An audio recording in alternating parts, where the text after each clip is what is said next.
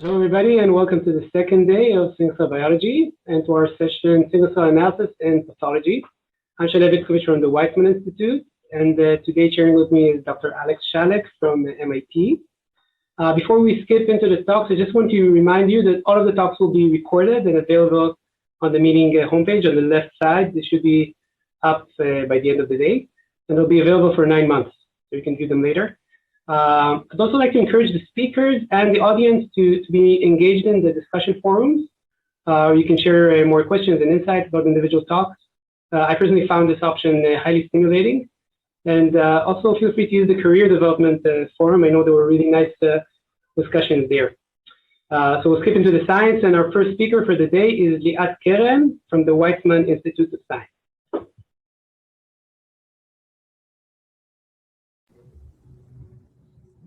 Thank you, Shalev.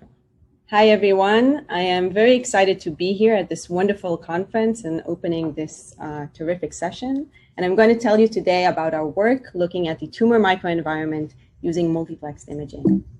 So the tumor microenvironment is So the tumor microenvironment is incredibly complex. It is comprised of many different cell types. These include tumor cells, stromal cells, vasculature, and a lot of different immune cells. And moreover, all of these cells need to communicate and interact with each other in order to drive complex phenotypes that we're interested in understanding, such as tumor progression and response to treatment. When we think about normal tissues, we often think about the fact that the structure of these different cell types within the tissue really drives the function of the tissue, and we've seen beautiful examples for this also in this conference. But when we imagine tumors, we often think about them as these disorganized balls of cells. And what I would like to do today is suggest that also in tumors, we can also find organization of all these different cell types that drives their function. So how do we study the tumor microenvironment? We use multiplexed imaging, where we can actually visualize many different proteins in situ. The specific multiplexed imaging that we utilize in our lab is MIBITOF, which stands for Multiplexed Ion Beam Imaging by Time of Flight. And it was developed by my postdoctoral advisor, Michael Angelo from Stanford, together with Sean Bendel from Stanford. The way MIBITOF works is as follows. We start with a tissue biopsy, just as you would start with any clinical specimen, and we then stain it with a mixture of 40 different antibodies. Once these different antibodies bind their targets in the tissue, we can then visualize them using secondary ionization mass spec. And excuse me, I forgot to mention that each one of these different antibodies is labeled by a different metal tag, very similar to what one does in CyTOF. And so we can now go over the tissue using secondary ionization mass spec and then raster the tissue pixel by pixel, thereby releasing these metals that were bound to the antibodies. And so for each pixel in our image, what we get is a mass spectrum depicting the protein expression in that region, from which we can then reconstruct the multiplexed image. So here you can see an example for how this data looks like. This is from a melanoma patient. So here we can see in panel A, we see expression of DNA, lamin A, C, CD4, UD5, and beta-catenin. You can appreciate how we really get the single cell features. We can also have subcellular resolution. We see nuclei, we see membrane, we see cytosol. We can see here these large, for example, multinucleated cells. And of course, we get these images, even though I'm showing only 3 channels in each one, we have 40 different channels, so 40 different proteins that we see expressed in each one of these images. I'm going to talk very briefly about how we use this platform to study the tumor microenvironment in triple-negative breast cancer, and then continue to more recent work. So a word about triple-negative breast cancer. About 10 to 20% of breast cancers are classified as triple-negative. This is a negative definition, so these are tumors that do not express ER, PR, or HER2. However, for a very long time, it's been established that in these tumors, prognosis is correlated with the amount of immune cells in the tissue. And therefore, it was also the first breast cancer to be authorized for treatment by immunotherapy. So we wanted to ask which immune populations are found in these different patients, which of these cells express different immune checkpoint molecules, and at the end of the day, try and understand which patients would stand to benefit from therapy. And so to do that, we teamed up with an excellent breast cancer pathologist, Robert West from Stanford, and together with Mark Bosse from the Angelo Lab, we compiled a TMA of 41 different breast cancer patients, and we profiled profiled them by MIBI using a panel of 40 different markers designed to look at different attributes of the tumor, for example, expression of P53 and EGFR. A large fraction of the panel was dedicated to looking at different immune cell types, and we also had 4 different immune regulation molecules, LAG3, PD1, PD-L1, and IDO, all of them at the time under investigations for immunotherapy for breast cancer. We put together a computational analysis pipeline to analyze this data, in which we start from the 36-dimensional image. We then perform deep learning segmentation in order to identify the cells in the image. And here I'd like to give a huge shout out to our wonderful collaborator, David Van Valen from Caltech, who has put together the deep cell segmentation platform. And I'm also going to put in a plug-in for a talk in this conference by Noah Greenwald. I believe it was presented yesterday, but you can still catch his poster number 2. So recently, Noah, together with the Van Valen Lab, have released a new algorithm for cell segmentation, which is called Mesmer. It's on the Deep Cell platform, which can do whole cell segmentation. And it got the prestigious honor that after it was published on arXiv, it was the most popular tweet. So, that's very impressive. And more impressive than that even is that the algorithm really does a really good job of segmenting tissue images. And I highly recommend listening to Noah's talk and also checking out this platform. So back to breast cancer, after we have cells segmented in the image, we can then cluster the different cells and now overlay them on the image and ask very interesting questions as to how these cells are organized in the tissue, what are the multicellular structures that we identify, how does it look in different patients, and finally, how does it relate to clinical attributes such as patient survival. So we started by asking which immune populations are found in different patients. And so here you can see all of our 41 different patients, and tumor cells here are colored in gray, and different flavors of immune cells are colored in different colors. And what immediately jumps out is this very large heterogeneity in immune composition across patients. So as you can see here, for example, some of the patients will have, as in patient 26, predominantly macrophage in her tumor, whereas this patient 16 has predominantly T cells. And we wanted to ask what underlies these differences. So what we did is we took all of our patients and we sorted them according to their total immune infiltration. And what we found is that the immune composition was really correlated with the total immune infiltrate. So the more immune cells a patient had in her tumor, the larger the fraction of T helper cells and the smaller the fraction of macrophages.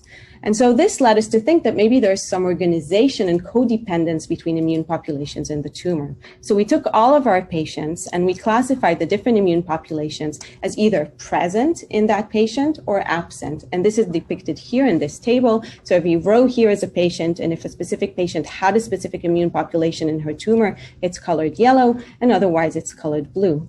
And before we did this analysis, we actually didn't really know what to expect, right? So we thought maybe some patients will have NK cells and other T cells, and some will have B cells, but it actually turned out to be very organized. So for example, all of the patients that had NK cells in their tumor also had B cells, CD4 T cells, CD8, and macrophages, but not the other way around. So putting this together with the previous result, what this leads us to think is that there's some sort of structured recruitment of immune populations into the tumor.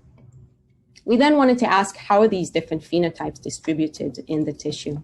So what we did is we developed a spatial enrichment analysis whereby if we have two different phenotypes, let's say a red phenotype and a green phenotype, we randomize their locations in the tissue in order to evaluate the enrichment of red cells to sitting next to green cells in the tissue. And when we performed this analysis, I think the most striking result that we found was that for a very long time, TNBC has been classified into two different spatial organizations, a cold organization and a hot organization. So cold tumors are tumors that have very low immune infiltrate, as you can see here by the low number of orange cells, and the tumor cells are colored blue. And hot tumors are those that have a large immune infiltrate, as is depicted here by the large amount of orange cells. What we found that hot tumors could actually be further subclassified into what we called compartmentalized tumors, where you see these very vast, large islands of immune cells spatially separated for tumor cells, and these mixed organizations where really the immune cells and the tumor cells are all mixed together. And it's important to note that this property of being compartmentalized and mixed is orthogonal from the overall infiltration. So tumors with similar number of immune cells can really differ in their spatial organization. So we showed these two properties. We have these different immune cells in the patients, and we have these different histologies. We wanted to ask, is there a connection between the two? And for the sake of time, I'm just going to talk about one result in this regard, where we looked at who is expressing PD-L1. So the dogma in the literature for a very long time was that tumors express PD-L1 in order to suppress the immune response against them. But for the last couple of years, actually antigen-presenting cells have been gaining importance, and people have started thinking that really it's the interaction between the antigen-presenting cells and the T cells that is mediating this immune suppression. So these two different models will give us two different expectations of what we'll see in the patient tumors. So in the first one, we'll see tumor cells expressing PD-L1, whereas cytotoxic T cells express PD-1. And in the second one, we'll see immune cells expressing PD-L1 and T helper cells expressing PD-1. So when we look at who is actually expressing PD-L1 in our patient tumors, we very nicely find both of these scenarios, but in different patients. So here, for example, you can see patient 33, where we find that most of the PD-L1 is expressed on tumor cells, whereas in this patient number 5, PD-L1 is predominantly expressed on immune cells. We asked, does this differ with the histology between compartmentalized and mixed? The answer is very much yes. So compartmentalized tumors tend to have PD-L1 expression on immune cells, whereas mixed tumors tend to have PD-L1 expression on tumor cells. And not only are these cells co-occurring in these specific histologies, they're also located in very specific regions. So if we now focus around the tumor immune boundary, you can see that over here we find these layers of myeloid-derived suppressor cells really shielding between the tumor and a layer of lymphocytes on the other side. And this repeats itself between patients. And so I think really the exciting thing about all these technologies is that, we can really start bridging together these different length scales and organizations within the tissue, right? So we can look at the histology, whether it's mixed or compartmentalized, relate that to the different cell types that are located in the tissue and how they're organized, and go all the way down to the signaling pathways, which are perhaps mediating these interactions. Of course, one important question is this prognostic? So yes, we found that the patients with compartmentalized tumors tend to do much better in terms of survival. And I was actually very excited to see when last week a new paper came out, which applied a very similar approach in head and neck squamous cell carcinoma. And they also found that in that context of the tumor, also compartmentalized patients tend to do much better than mixed. So we would like to now propose that maybe this is a general architecture that could be applied across a variety of different tumors. One of the things that were very interesting to us was to ask how preserved are these architectures in different tumor regions. And of course, this relates to the spatial heterogeneity of the tumor, which a lot of other people are also looking at. And so what we did is we took one of our triple-negative breast cancer patients, and in that patient, we profiled 8 different regions from the same patient, and we did the same exercise. We classified tumor phenotypes, and we classified immune phenotypes, and we asked, do different regions have different phenotypes? So when we do this for the tumor phenotypes, the answer is very much yes. So different regions have very different tumor phenotypes, as you can see over here by these different colors. However, when we look at the immune phenotypes, we found that the immune phenotypes were very much conserved between different tumor regions. If we look at these different organizations, if a tumor is mixed or compartmentalized, then all of the 8 different regions for that patient were pointing towards a compartmentalized architecture in all of the different parameters that we looked at. When we do examine these differences in immune infiltration between the different regions, they were actually very nicely explained by this chronology of recruitment into the tumor. As you can see here, I'm showing you the same plot for before, only now I added these 8 different regions depicted here by these orange rectangles. And so what we think that we're seeing here is differential progression of immune recruitment, only this time within a single tumor. So putting it all together, when we look at the tumor phenotypes, we find very high regional heterogeneity, which is consistent with what others have reported. However, when we look at the immune system, it looks like the immune system is much more consistent and prognostic. So it's kind of integrating all of this information from the tumor. And when we do observe differences between different regions, they seem to be coming from differential progression of the immune infiltration into the tumor. So what I would like to suggest here is kind of this framework to how we can now start looking at these, single cell data. So I would like to give here an analogy to gene expression. So, a very long time ago, people would measure one gene at a time and kind of focus on that gene and see if in a specific condition it's upregulated or downregulated. But then we found that actually genes work in modules and that there is a lot of power in looking at genes together, and that usually when you see one gene upregulated, you will also expect to see the entire module upregulated. So what I would like to suggest here is that we're now really in the beginning of starting to look at single cells in the same way, where we're no longer looking at them as these mixed bag of cells, but rather as these organization of various different cell types and phenotypes working together and co-occurring at the same time. And so one of the things that we've been working on very hard recently is to automatically identify these different microenvironments. And this is work led by Zhenghao Chen together with Ilya Klugo and Vladimir. And what we do here is we now actually try and find these different microenvironments de novo within our samples. And to do that, we borrow an approach from topic modeling, where, in topic modeling, people try to connect documents, they look at the words in the documents and they try to identify topics within them. So very similarly, we now look at samples, we see which cell types reside in them, and we try and connect them using microenvironments. And the approach is called spatial LDA. I'm not going to go into the details for time, but what it allows us to do is it now allows us to look at combinations of different cell types together and move from looking at different cells to looking at these microenvironments, where these microenvironments are now defined by the co-expression of different cell types together. And when we apply this approach on the TNBC data set, we find 5 different microenvironments, and we see that these microenvironments are highly, highly prognostic of survival, even more than asking if a specific tumor is compartmentalized or mixed. And so for the last 2 minutes of the talk, I want to talk about some very recent work that we're looking on, which is this is going to be technical, but we're very excited about this. And that is looking about how we now can embed these multiplexed images. And this is work from Omer Bartal in my lab. So interacting with multiplexed images is incredibly hard, right? What we usually do is we take our 40-dimensional image and we try and find, 6 very interesting channels. We plot them together. But the problem is that, 6 colors in one image from one patient are not necessarily going to be informative in a second patient, and vice versa, right? So I can now find another combination of 6 colors that are really going to outline very nicely the tumor of patient 2, but they're not going to be very informative for patient 1. And of course, choosing 6 out of 40 has a lot of different possibilities, and it's really very hard when you just get the data to look at these images.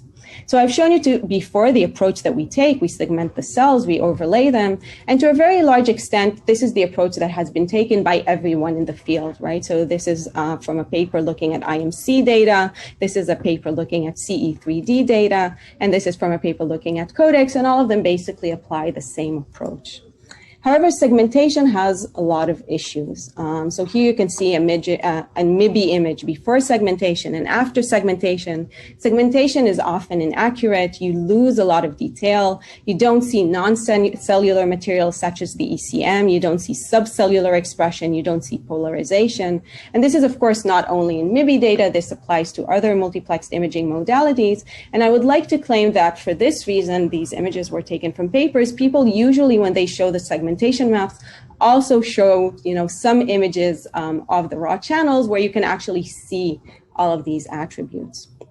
So what we've been working on recently is really a neural network-based approach in order to embed these images and try and look at them all together, right? So we now take these images and we pass them through an autoencoder into an embedded space, which allows us at a first pass to kind of evaluate the different tumors and try and tease out these microenvironments directly from the images without going through this entire process of cell segmentation. And this is very, very preliminary, but we're super excited about these results.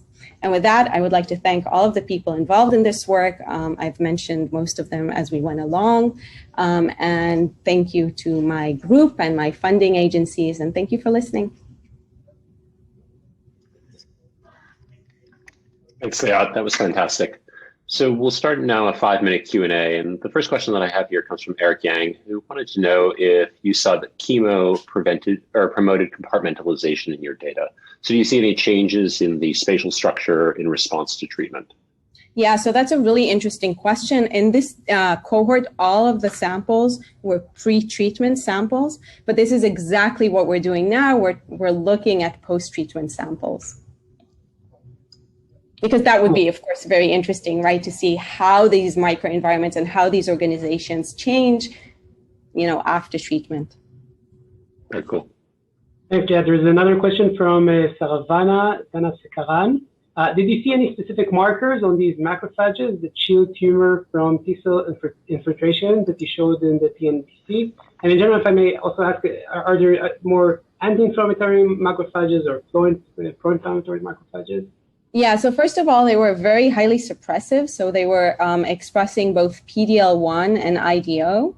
And very interestingly, these were not only macrophages. So we saw these macrophages, but they were also a lot of DCs next to them. Very cool. So, Liad, another question comes from Judikale Sout, who asks, can you comment on the resolution and accuracy of MIBI-TOF compared to some of the other imaging techniques? For example, how many antibodies can you look at the same time on the same cells, just to sort of place it among the other technologies that are out there? Yeah, so we can currently do 40 different antibodies. And in terms of resolution, our kind of custom resolution that we work in is 400 nanometers. But in terms of the instrumentation, you can go down to 200 nanometers. Because you acquire the data pixel by pixel, if you want to increase resolution, it's going to take you more time to acquire the images. So it's kind of a trade-off between the resolution that you want to achieve and the time that you're willing to invest in imaging. There's another question here from Yamila Roca. In your data, NK cells are recruited at the last stages of PNBC. Is that correct? I had the idea that NK cells would primarily have a role in early stages of tumor development. What do you think could be the role for this recruitment? Also, thank you very much. It was a great talk. So thank you. And that is a really excellent question, because actually when we saw this at the beginning, we were also surprised. So we're not completely sure why this happens. First of all, we don't really know that this is a late stage, right? This is our interpretation of the data. But it could be that, these cells are being recruited there only after antigen presentation has happened and maybe has gone down. And this is why these NK cells can now infiltrate the tumor. But this is of course a hypothesis and needs to be checked in the lab. Great. So Jared Schlossberg asked if you could comment a little bit more on what's happening in your topic modeling. The real question is, are you capturing cell types as your topics, or is there some spatial information that's actually getting captured in the topics as well? And if so, what is that information? What appears to be the most important in your LDA? Yeah, so that's really a great question. So we're definitely capturing spatial information. I didn't go into the details, but what we do is we basically define these small microenvironments which are centered around our target cell. They're on the order of 50 to 100 microns. And so we're looking at, what happens in this very small microenvironment, and then we basically do this dimensionality reduction on the microenvironments in these very small scales. So this is not only cell type, and we're definitely catching combinations of cells that tend to co-occur together or not. And we may have different microenvironments, both of them having CD4 T cells, but in different contexts. Awesome. There's another interesting question here from Gunjan Sharma. Are there any factors that define if the tumor will have a mixed phenotype or a compartmentalized phenotype? Yeah, that's a super interesting question. We did not have genomics or gene expression data for these tumors, but this is definitely the next thing that is now happening. Cool. And I think we have time for one more. Mark asks, he says, thank you for such a great talk. And he asked if you could elaborate a little bit more on how you think about, coupling together what you're getting with the MIBI-TOF with other modalities, say, for example, spatial transcriptomics. Yes. So I think I just gave an example, for where. So I think MIBI-TOF is terrific because you really see single cell resolution, you see subcellular resolution, but then of course you're limited in the number of markers that you can look at. You're also limited to markers, we look at antibodies and proteins, so we can't see, for example, variants in expression or mutations. And I think that these are really the places where it would be super fascinating to couple these with these other approaches that give us, a larger breadth of what is happening in terms of gene expression data. And then you could use an approach like MIBITOF for follow-ups, validations and looking at specific things within the tissue. Awesome, totally agree. Well, thanks again for a fantastic talk. Thank you. I'm sure everybody's clapping. I'm just the only one who's not on mute. I don't know what Shalev's doing. So with that, we're going to turn over to our second talk of the session, which is going to be Martin Gilliams from Ghent University, who's going to be talking about some of his work with a talk entitled Trying to Follow in the Footsteps of Mercator, Constructing a Proteogenomic Liver Atlas. And let's see if we can transition over to the next set of slides. Thanks, Alex. Can everybody hear me? Yeah. Fantastic. Okay, so can you see his slides? I still see Liat's. Just want to make sure. Perfect. All right, cool. So Mercator is actually born 10 kilometers from here in a small village in Flanders. He did his studies in Leuven, which is the oldest university of Belgium. And he actually was the first to coin the word atlas, right? So he proposed this as a compilation of different maps. It's not just any atlas. I mean, you have to see how beautiful this is. It's really with drawings and everything. It's amazing. But it's not just beautiful. He made it practical. So his main point for cartography and what changed cartography forever is that he had this, actually the title is actually super cool. So it's a new and more complete representation of the globe properly adapted for use in navigation. And what he did is that he used the rhumb lines and put them vertical to actually, by a mathematical conversion, allow to have a 2D map of your sphere. And this is still used in navigation today, and it's called the Mercator projection. So yeah, when we started on this Liver Atlas project, and it's funded by the Chan Zuckerberg Initiative, we decided to only submit something when we would have something practical. By that I mean, it's not an atlas if you don't have the real spatial localization of all the cell subsets, but also we really wanted to have flow cytometry markers, to have microscopy markers, so things that you could use to then sort the cells or use clinical frozen samples and so on. We wanted something that would work across species, so in mouse and human, and importantly, a signature and protein markers that would hold in inflammation, so that you would not propose this is this cell, but then from the moment the liver is inflamed, your gene is everywhere and not specific at all.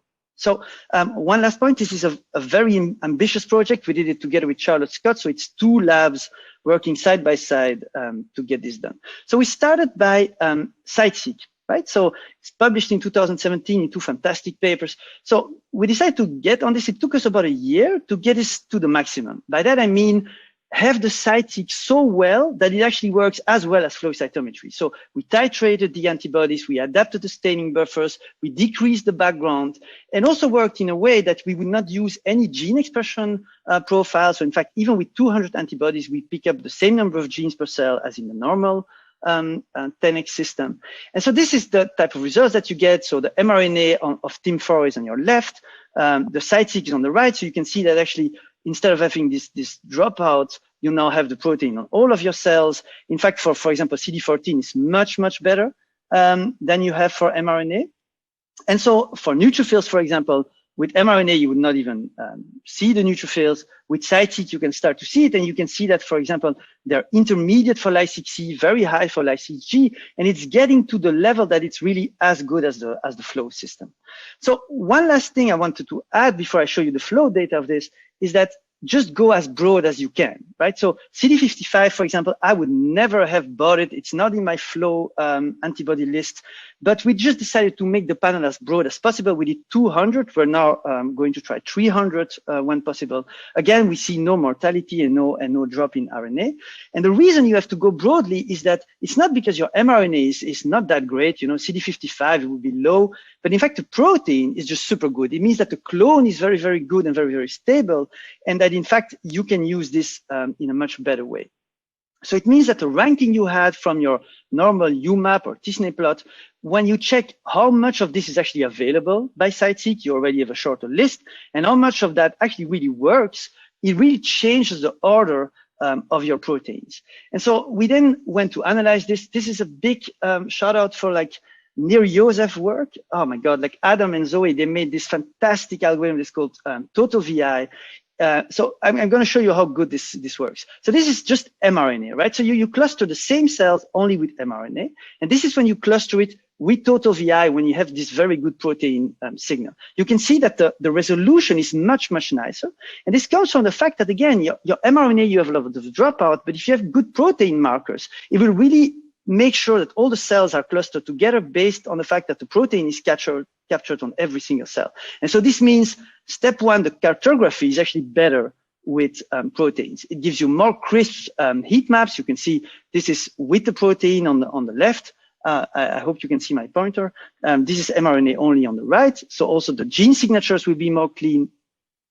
But like I said, we really wanted to have this work in flow cytometry. So we loaded the data in FlowJo. So I know it's just 2D representation, but I really, really love this as someone that spent hours and nights on the flow. So this is the UMAP we have. It's of all the CD45 negative cells in the liver. You see it here. You can now load that on FlowJo. And you can try any of your 200 markers at any moment, right? So you can really gate on these ones and then zoom in, gate on the other ones. You can try any marker you want until you actually get a whole gating strategy. So just to give you an example, on stromal cells, you use 2 markers here. You zoom in, you say, okay, oh no, wait, that's actually at least 2 subsets on my UMAP. So you look for other markers, you try again. Okay, that's already better, but I still have this sort of tail here. Can I find other markers? And so finally, you can actually make a whole gating strategy in silico to actually try out of the 200 markers, which are the ones that allow me to find all of my cells of interest. And this works on all of the cells in the liver. We can do it for hepatocytes, for all the endothelial cell fractions. So Shalev, this is for you. You can really see, for example, the zonation of your endothelial cells with this, the subsets of fibroblasts, and so on and so forth. So you can now compare them side by side. But one thing I want to go one step further is to which of those will actually work by microscopy. So I'm going to take 2 examples. So c-KIT, which is super nicely zonated on the endothelial cells, that Shalev had that in his paper already, at least at mRNA level. And then 204, which is known as MICFIS scavenger receptor 1, which is also zonated, but the other way around. So it's closer to the portal veins.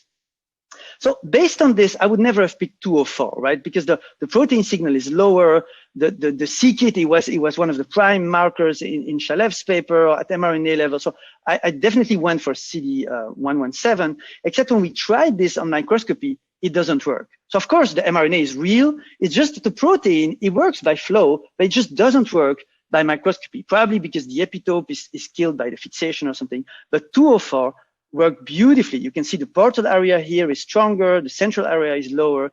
If you now combine it with Live1, which again, the protein is super nice. At mRNA, it's okay, it's not super, but that protein is magnificent. You can see it, all of the endothelial cell in between, but not portal central vein. So now, based on 2 average genes on the mRNA, you can actually distinguish portal endothelial cells, central endothelial cells, your L6 in between, which are in the zone between the portal central veins. You can now do this for flow cytometry, identify all of them with just 2 good markers, and you now have markers that actually work by confocal, so you can directly translate anything you have on the flow on what you have on the confocal microscope. And just for Shalev, you have the zonation here super nicely as well. But so the question is, how do I select those? Because I now have data set of 200 antibodies by CiteSeek, but I want to know which ones will work by confocal. And coming to what Liat has shown you just before, I mean, the MIB is fantastic, but you use 40 markers. Maybe you could use an even better set of 40 markers if out of the 200, you could check which one will work or not spatially. So how do we do that? Well, we decided to go to the Visium platform and try to see, can we get the CiteSeek antibodies to work by Visium? So this is the Visium data for mRNA. So we worked together with Marlon and Kartik on this from 10x. So we show them the CiteSeek data, and then we try to find an adaptation of the Visium protocol to allow to still have both mRNA and protein detection. So this is the result. You have about 2,000 genes per spot on the mRNA side. So that allows you to find back GLUL and CYP2F2, which again are the super cool zonated hepatocyte markers found by Shalev and Karen in this super nice Nature paper of 2017. And so like this, you can now classify your spots in saying this is portal, central vein, and all of the zones in between. And now you can compare also your protein data. So for example, CLEC4F is our favorite Kupffer cell marker. mRNA is nice, protein is nice, that's good. But like CD55, I told you before, the mRNA is not that nice, but the protein is actually super nice. It's actually better than CLEC4F. So CD73 mRNA is very weak, but in fact, the protein is super by site-seq, and the protein also works spatially. And then one last thing, which actually worked by site-seq, but I thought LY6A and E, I don't even know, is it 2 genes, or I forget it. Well, in the end, it's super nicely in the Visium. You can see it's only around the veins, the bigger veins, not in the small L-secs in between. So it allows you now to look at mRNA zonation, protein zonation, and so on, and to really start to see which one will work best. And so you had already a ranking due to the site-seq, but now you can see how much of those actually really work spatially.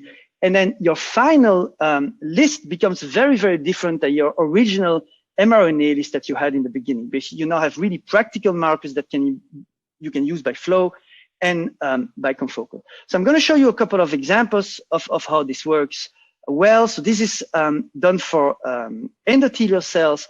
So we then went for single cell resolution. So here we use mRNA detection. So what you start from the Visium data, you say, what are my best top 100 mRNA signals that I can really use now spatially to distinguish the zones and distinguish the cells. So from that, this is, for example, in the T cell genes, you can see super nice split between your central veins here in pink and the portal veins here in green. So this is using a technology called Resolve that we do in collaboration with Nachiket and Benedict. And in fact, it's done through the VIB Single Cell Accelerator program, which is a very cool system where, as a whole institute, we benchmark single cell technologies. It's just to make sure we can compare them and find the best ones rapidly. So this works really, really well. But for the proteins, we went to Miltenyi from Maxima. So this is done with Tim and Stefan. So we gave them the top 50 antibodies that we got working by site-seq and by Visium site-seq, and we said, could you try this at the single cell resolution? So this is repeated protein stainings, and you can look at it this way. CD38, which is super nice on your L-secs. You can see it works beautifully by microscopy. This is 105. It's on the central veins, also works. 138, which is supposed to be one of these immune markers, but look, it's superb in the T cells. Is completely zonated from portal to central. And so when you combine all of that, you can start to make a sort of zoom on the different types of cells and their proteins that are very spatially distinct from one vein to the next. You can compare RNA, 100-plex on the left with Resolve, and then 50-plex with Maxima on the right. And so the other thing that I really like about this type of data sets is now you can start to combine. So for example, we have shown before that Kupffer cells and stellate cells are very close to one another. If you would only have the mRNA, it's well, you see them in pairs like this, but it's not always simple. Some of the spots are distinct. The key here, I think, is that you should always add like general, because you can do 100 anyway. So you should always add general stromal cell and general macrophage markers just to at least find a cell. So if you do that, you will see pairs. But the cool thing about proteins is that you can also now really make a sort of 3D data set with like the whole Kupffer cell in red, which is your macrophage. It's not just next to the stellate cell. You see, it's completely intertwined. They really hold one another across an endothelial cell vessel. So this really gives you additional zooms and additional data that you can now use. So now that you found the best surface markers, you can start to make an atlas, which I think is visually super nice. You can zoom in on the portal area and like this really find the clear bile duct and all of these hepatic arteries and so on that you see here, the lymph vessels here in green. But the last thing that we wanted to do is the following problem. So we have cases where, you now have the 100-plex mRNA and the proteins, but for some of the subsets of cells, you just cannot find only an mRNA or only proteins, because you actually would want a combination of both. The proteins to have the whole body of the cell, and then the mRNA, just because it is the most, the best signal to actually distinguish the subsets. So then we start to work on a system where we would, at a single cell resolution, be able to detect both of them. So for that, we used RNA-scope. So it's a system where you can have beautiful RNA signals. But the problem is when you use the normal RNA-scope protocol, you're going to just remove all of your protein signal. You can see this, your antigen retrieval basically kills all the F480 MHC2 in this example. So we worked on this to First, you can actually remove the antigen retrieval step. You can see the mRNA is still, it's a bit lower, but it's still okay. The second thing is that you can find your optimal fixation time. So 16 hours is just enough to start to see good mRNA data and without killing the protein. Same for the protease. 25 minutes actually enough to see the mRNA and not to kill too much of your protein. And so altogether, we can now do a panel of, let's say, let me do that again, of 10 markers combined. So it's about 5 proteins together with 5 mRNAs. So you can zoom in, for example, on this zone here in the liver. You can say, okay, those are my 2 favorite markers to split up a dendritic cell from a macrophage. It works across species. It works across tissues. It's MAFB versus FLT3. So you can see this here is a macrophage and the blue here is a dendritic cell. So that's step 1. But now you can actually add protein next to it. And you can see how if I only had the mRNA, this would be my Kupffer cell. Now that I have my protein, you can see actually how long the Kupffer cell is and how it could potentially interact over here with another cell. So now you have mRNA and protein combined. You can do that, for example, for dendritic cells. XCR1 is my favorite marker for CDC1s. It doesn't really work very well, the antibody by confocal, but the mRNA works really, really nicely to find this subset. This here would be a CDC2. Again, MGL2 was not that great by protein, but by gene, it really works very nicely. And so together, we're combining now mRNA and protein to actually make an atlas of all the subsets. Sometimes we combine both and zoom in on each different type of cell in the liver. So it's a massive single cell site-seq map. We will provide an effective gating strategy that actually works. You can take this directly to the flow, sort the cells, and do functional studies with it. We'll provide which antibodies work spatially and which are the best genes spatially. We'll then provide some maps of single cell resolution, both from mRNA and protein. And in some cases, we'll use both of them where we really need both of them to find the subsets. Now, we're not completely ready yet. All of what I've shown you here is mouse. Of course, we need to do this on the human as well. And one last thing we want to try is also to see, can we look at inflamed settings to see which of these things actually holds. So that's about it. So what I showed you is a mouse atlas. For the liver, I want to thank the clinical people that are helping us to get human samples. So it's Hans van Vlierberger, Lindsay de Visser, Bart van der Borst, and Ruud de Bruyne. So again, this is a massive effort from 2 teams within the VIB that work very closely together. For the bioinformatics, we work together with Ivan Sais. And then, as I said, the VIB has this super cool single cell accelerator system where we can combine, join forces and really compare side by side all the different technologies. And so many people in that system helped to find the best technologies. And then, of course, the funding for all of this. So thank you very much for your attention. I'll take any question. Thank you, Martin, for this beautiful talk. I think I'll ask one question of my own, if you don't mind. Yeah. You beautifully showed the endothelial zonation. What about immune zonation? Do you see different subsets of Kupffer cells or other immune transcriptional cell states across the lobular axis? Yeah. So also that is completely structured. It's very interesting to see, for example, that you have dendritic cells mainly around the portal area and not in the other zones. The Kupffer cells themselves, as you know, are zonated. And in fact, it's very interesting, actually. They're closer. The only zones where you have the notch signals and some of the growth factors are the zones where you have the Kupffer cells. So they're not completely across the whole system. They actually have a zonation, and I think it's linked to one of the main niche signals that they need to develop in those areas. So we're looking at this as well. Yeah. Thanks. Awesome. So I have a couple questions from the audience, Martin. Kelly asks, how much optimization was required to optimize your site-seq panel on Visium? And is that a cocktail that's commercially available or is it bespoke?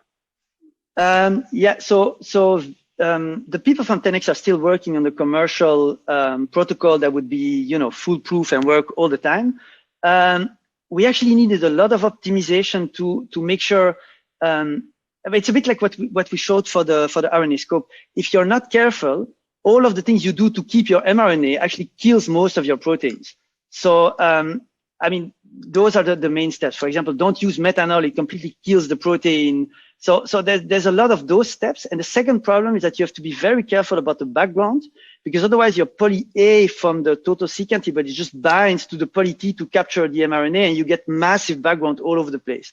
So yeah, it is actually quite tricky. We've been working on this for a year, to be honest. Yeah. I can imagine.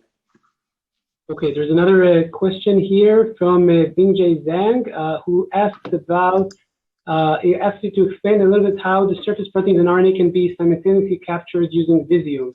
Because when you permeabilize the cell membrane, he's wondering if you won't lose the signals of the surface proteins.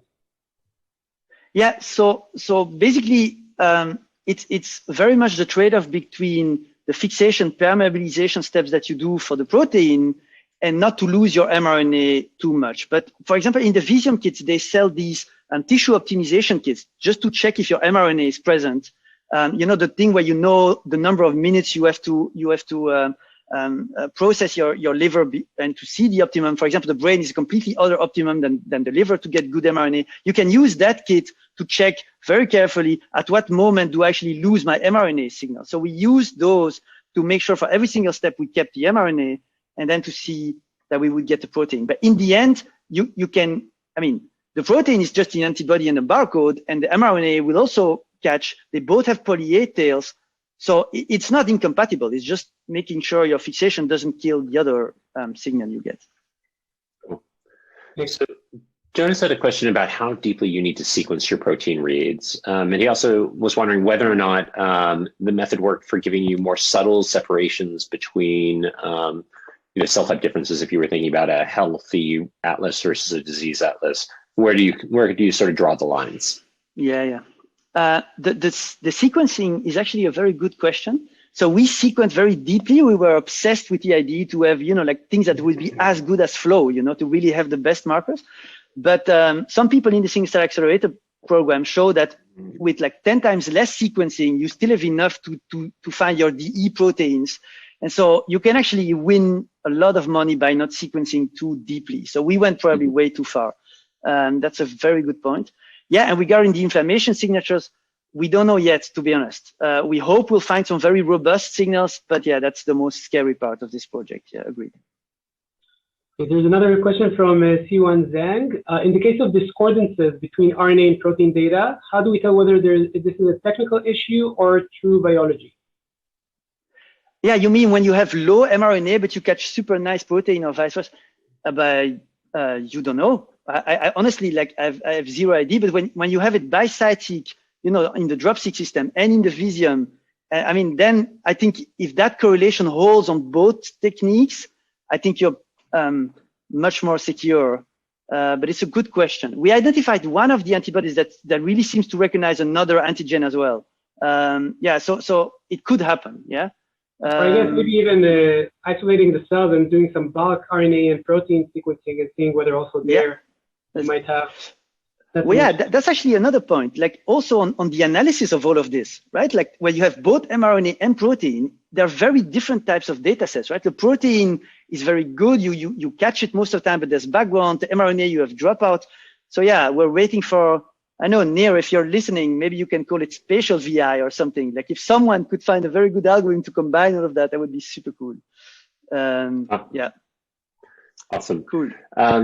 Nalini asked a question about what types of samples is this applicable to? Do you need to have a fresh sample? Can you go back and work with archived material? If so, does it have to be, fixed or can it be frozen?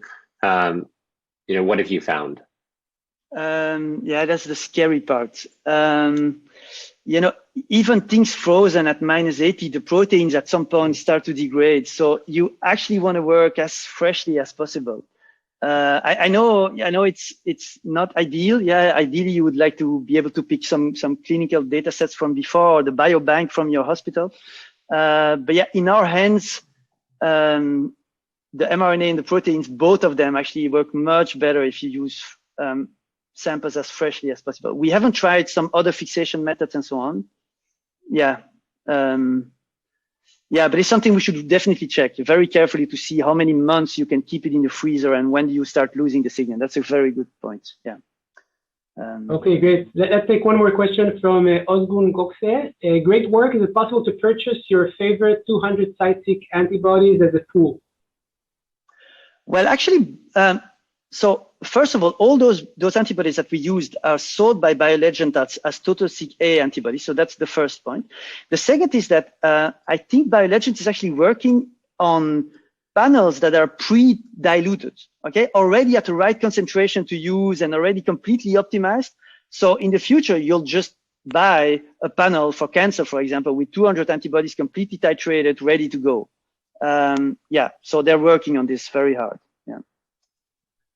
Okay, thank you, Martin, for this beautiful talk. We're going to move on now. Thanks. And the last speaker before the coffee break is Uri Alon from the Weizmann Institute. Uri, the stage is yours.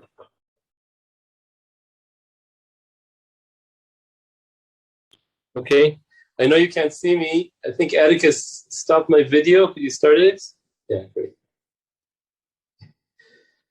Hi, everyone, and thanks for inviting me. It's a pleasure to talk about science rather than worry about coronavirus. So, talk about inflammation, fibrosis, work with Miri Laviv is actually here in the meeting too, and presenting a poster. And this is Miri, and Stefan Kallenberger, who's an MD and a physicist from Heidelberg, and Ruslan Medjitov, who's at Yale. So fibrosis is I'm just going to close the door here. Fibrosis is one of those problems that cuts across physiology and medicine. And there are a lot of diseases that have to do with excessive fibrosis. You can think of it like a scar, too much scarring, pulmonary fibrosis and pancreatic fibrosis, etc., and liver cirrhosis, as we've heard. And the question is, are there principles we can imagine across tissues? Of course, inflammation is very across tissues. And that's where we could try to use a modeling approach. And there's kind of a sequence where there's an injury, and then there's inflammation, calls in the immune cells, and that's superb for healing. But sometimes inflammation, especially if it exceeds the critical time window, could lead to fibrosis. So a lot of times doctors try to stop inflammation by different ways in order to avoid fibrosis in this classic sequence. And the field of inflammation and fibrosis is extremely complex with all kinds of macrophage states, etc. We try to do the opposite, which is try to find a model that captures some essentials that can guide experiments. And so the framework is that when you have damage, cells in the tissue secrete factors that cause fibroblasts to become myofibroblasts, and also signals that cause monocytes to go in, and the blood vessels kind of open up and dilate, and the macrophages go in. Myofibroblasts kind of try to pull their myo like muscle. They try to contract the wound and also lay down extracellular matrix. And macrophages and fibroblasts communicate with each other. This has become increasingly important awareness, and we're going to talk about this circuit of interactions. And this process can resolve in regeneration. That's to say, the myofibroblasts go away, they die, the macrophages die, the ECM, the scar tissue is removed, and tissues regenerate. I should say there's always also cellular senescence involved before regeneration. That's also important. But it can go another way. It could become a long-lasting scar, too much extracellular matrix, and a scar tissue that reduces tissue function. So how can one system lead to these two outcomes, especially if inflammation takes a long time? So as I said, if this is injury and this is time, if you resolve inflammation in a critical window of a few days, you get fibrosis. But if you go beyond it, sometimes it's like thought to be like an irreversible process. You get fibrosis.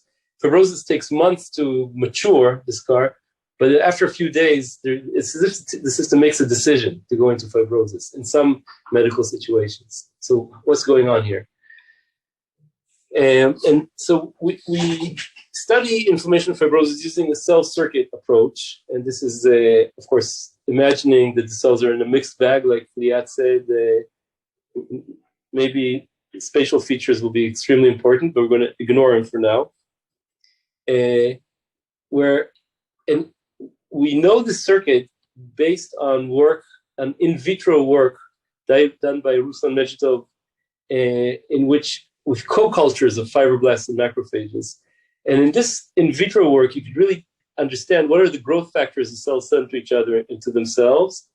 And it turns out that in vitro, at least, fibroblasts send a growth factor to macrophages, and macrophages send a growth factor to fibroblasts.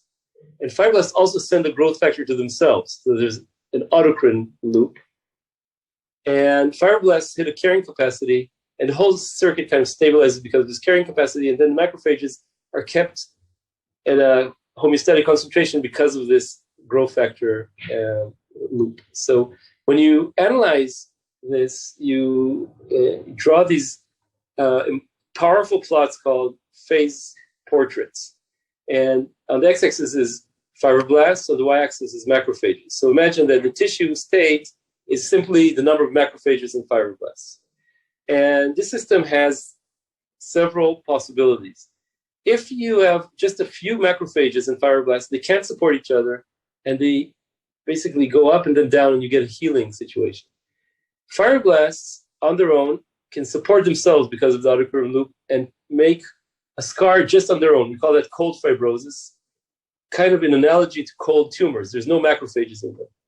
But if you have enough macrophages and fibroblasts, there's another steady state called hot fibrosis where they support each other with this autocrine loop. It's a living tissue. Fibroblast macrophages support each other.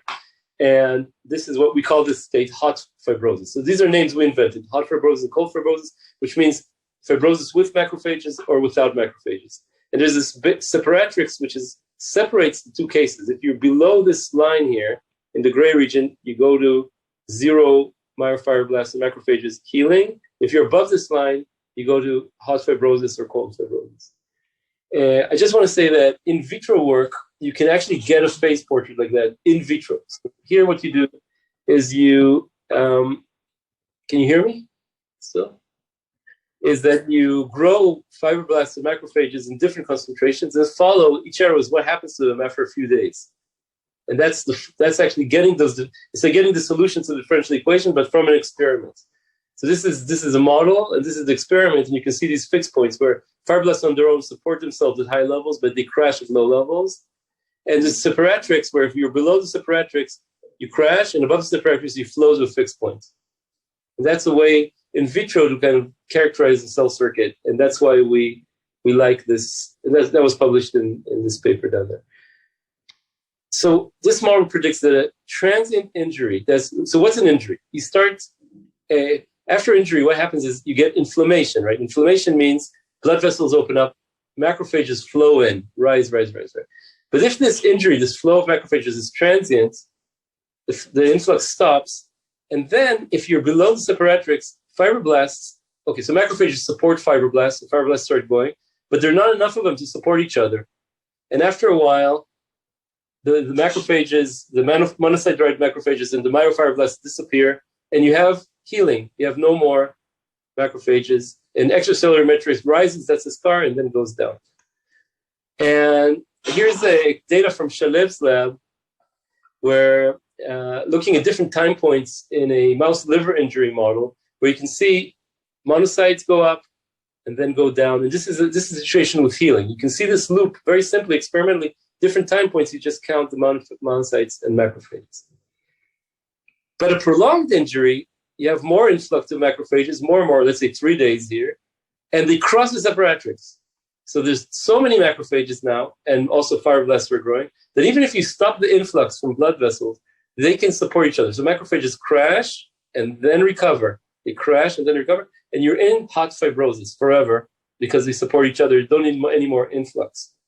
And that's how a difference between a 2-day and a 3-day injury could be so dramatic, because you cross the separatrix and then you're also repeating injury. So repetitive injury is known to lead to fibrosis. here you have an injury that would lead to healing, but then at this time point, another little injury, and you cross the separatrix, and the game's over. You're going to go into hot fibrosis. You can model the ECM because the fibroblasts make the ECM, but macrophages degrade the ECM. And so there's an interesting game where the healing state has low, very low ECM. The colors here are ECM. The hot fibrosis state has macrophages which degrade the ECM. So it has intermediate scarring, but the cold fibrosis is the worst. It has no macrophages, so you have massive, hard, undigested ECM. So that's a prediction for those of you that want to take a look at fibrosis situations. Take a look, are there macrophages around, and see, do you have hot fibrosis and cold fibrosis situations? And the circuit is bistable. That's why a brief time window leads to healing and a long time window leads to fibrosis. And this can explain puzzling observations in the field. So there's a whole line of work asking what happens if you remove macrophages, because we all want to heal fibrosis. So what happens if you remove macrophages? And sometimes when you remove macrophages, it's good. You get pro-healing. But other times, you remove macrophages, it's bad, and you get bad fibrosis. And this explains it. It's basically, the difference is, if you remove macrophages while there's just a few fibroblasts around, you go to the healing state. But if you're across this point where fibroblasts can support themselves, if you remove macrophages, your fibroblasts support themselves with their artery loop, and you get to terrible cold fibrosis. That's why it's so sensitive. It's a paradoxical, what's called a paradoxical effect of removing macrophages. You can understand using this bistability.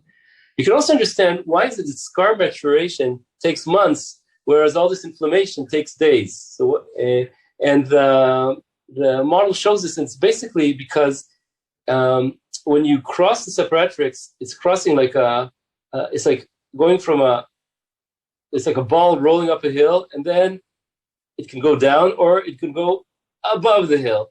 And this point up here, close to an unstable fixed point, is very slow.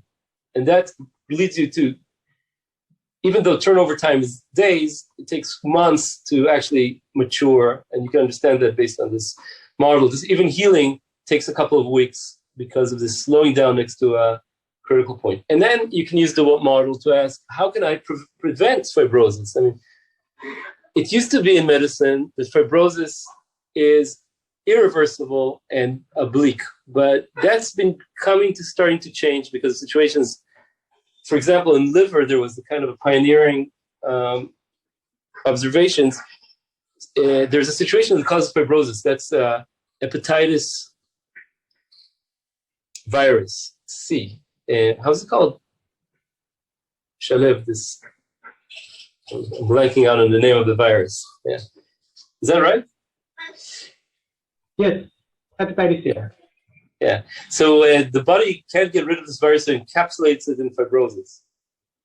And eventually your whole liver becomes like a piece of dead tire or something like that, and you lose liver function. You can die from this. In the last decade, there's drugs that weren't available before that can remove the virus completely.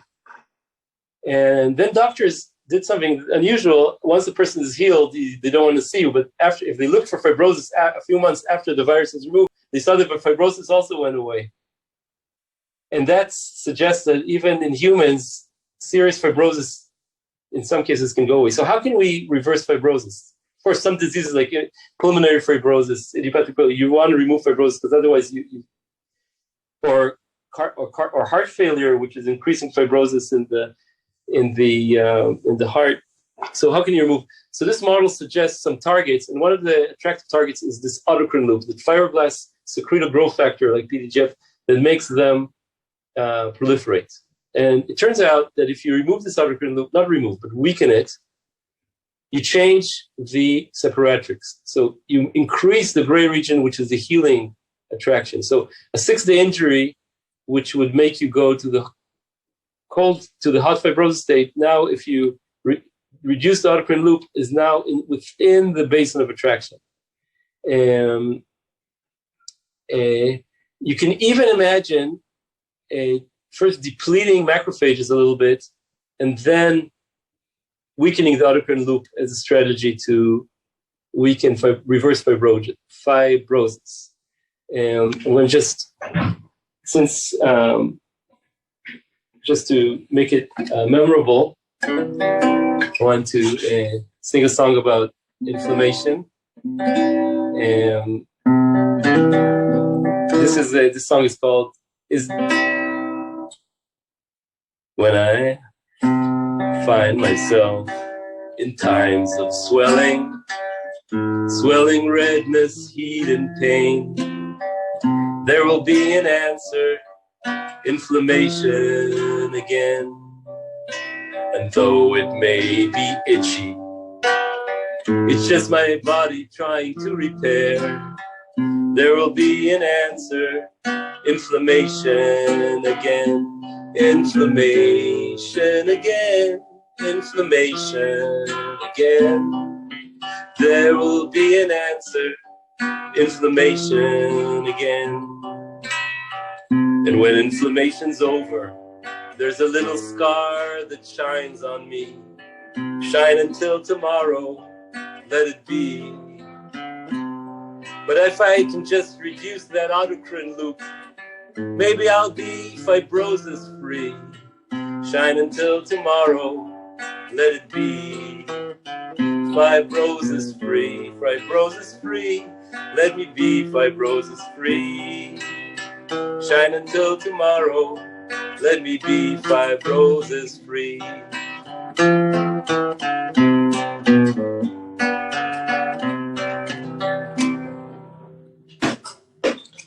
So, to summarize, I talked about a circuit between macrophages and fibroblasts. Of course, it's a drastic simplification, but it's enough to start to do experiments, as I'll mention, and for some concepts that show you that there's a possibility for hot fibrosis with macrophages, cold fibrosis, which is tougher, more ECM, without macrophages. This could be in dermatology, it could be what's called keloid scars, hot fibrosis, versus like late stage scars called cold, which are like cold fibrosis.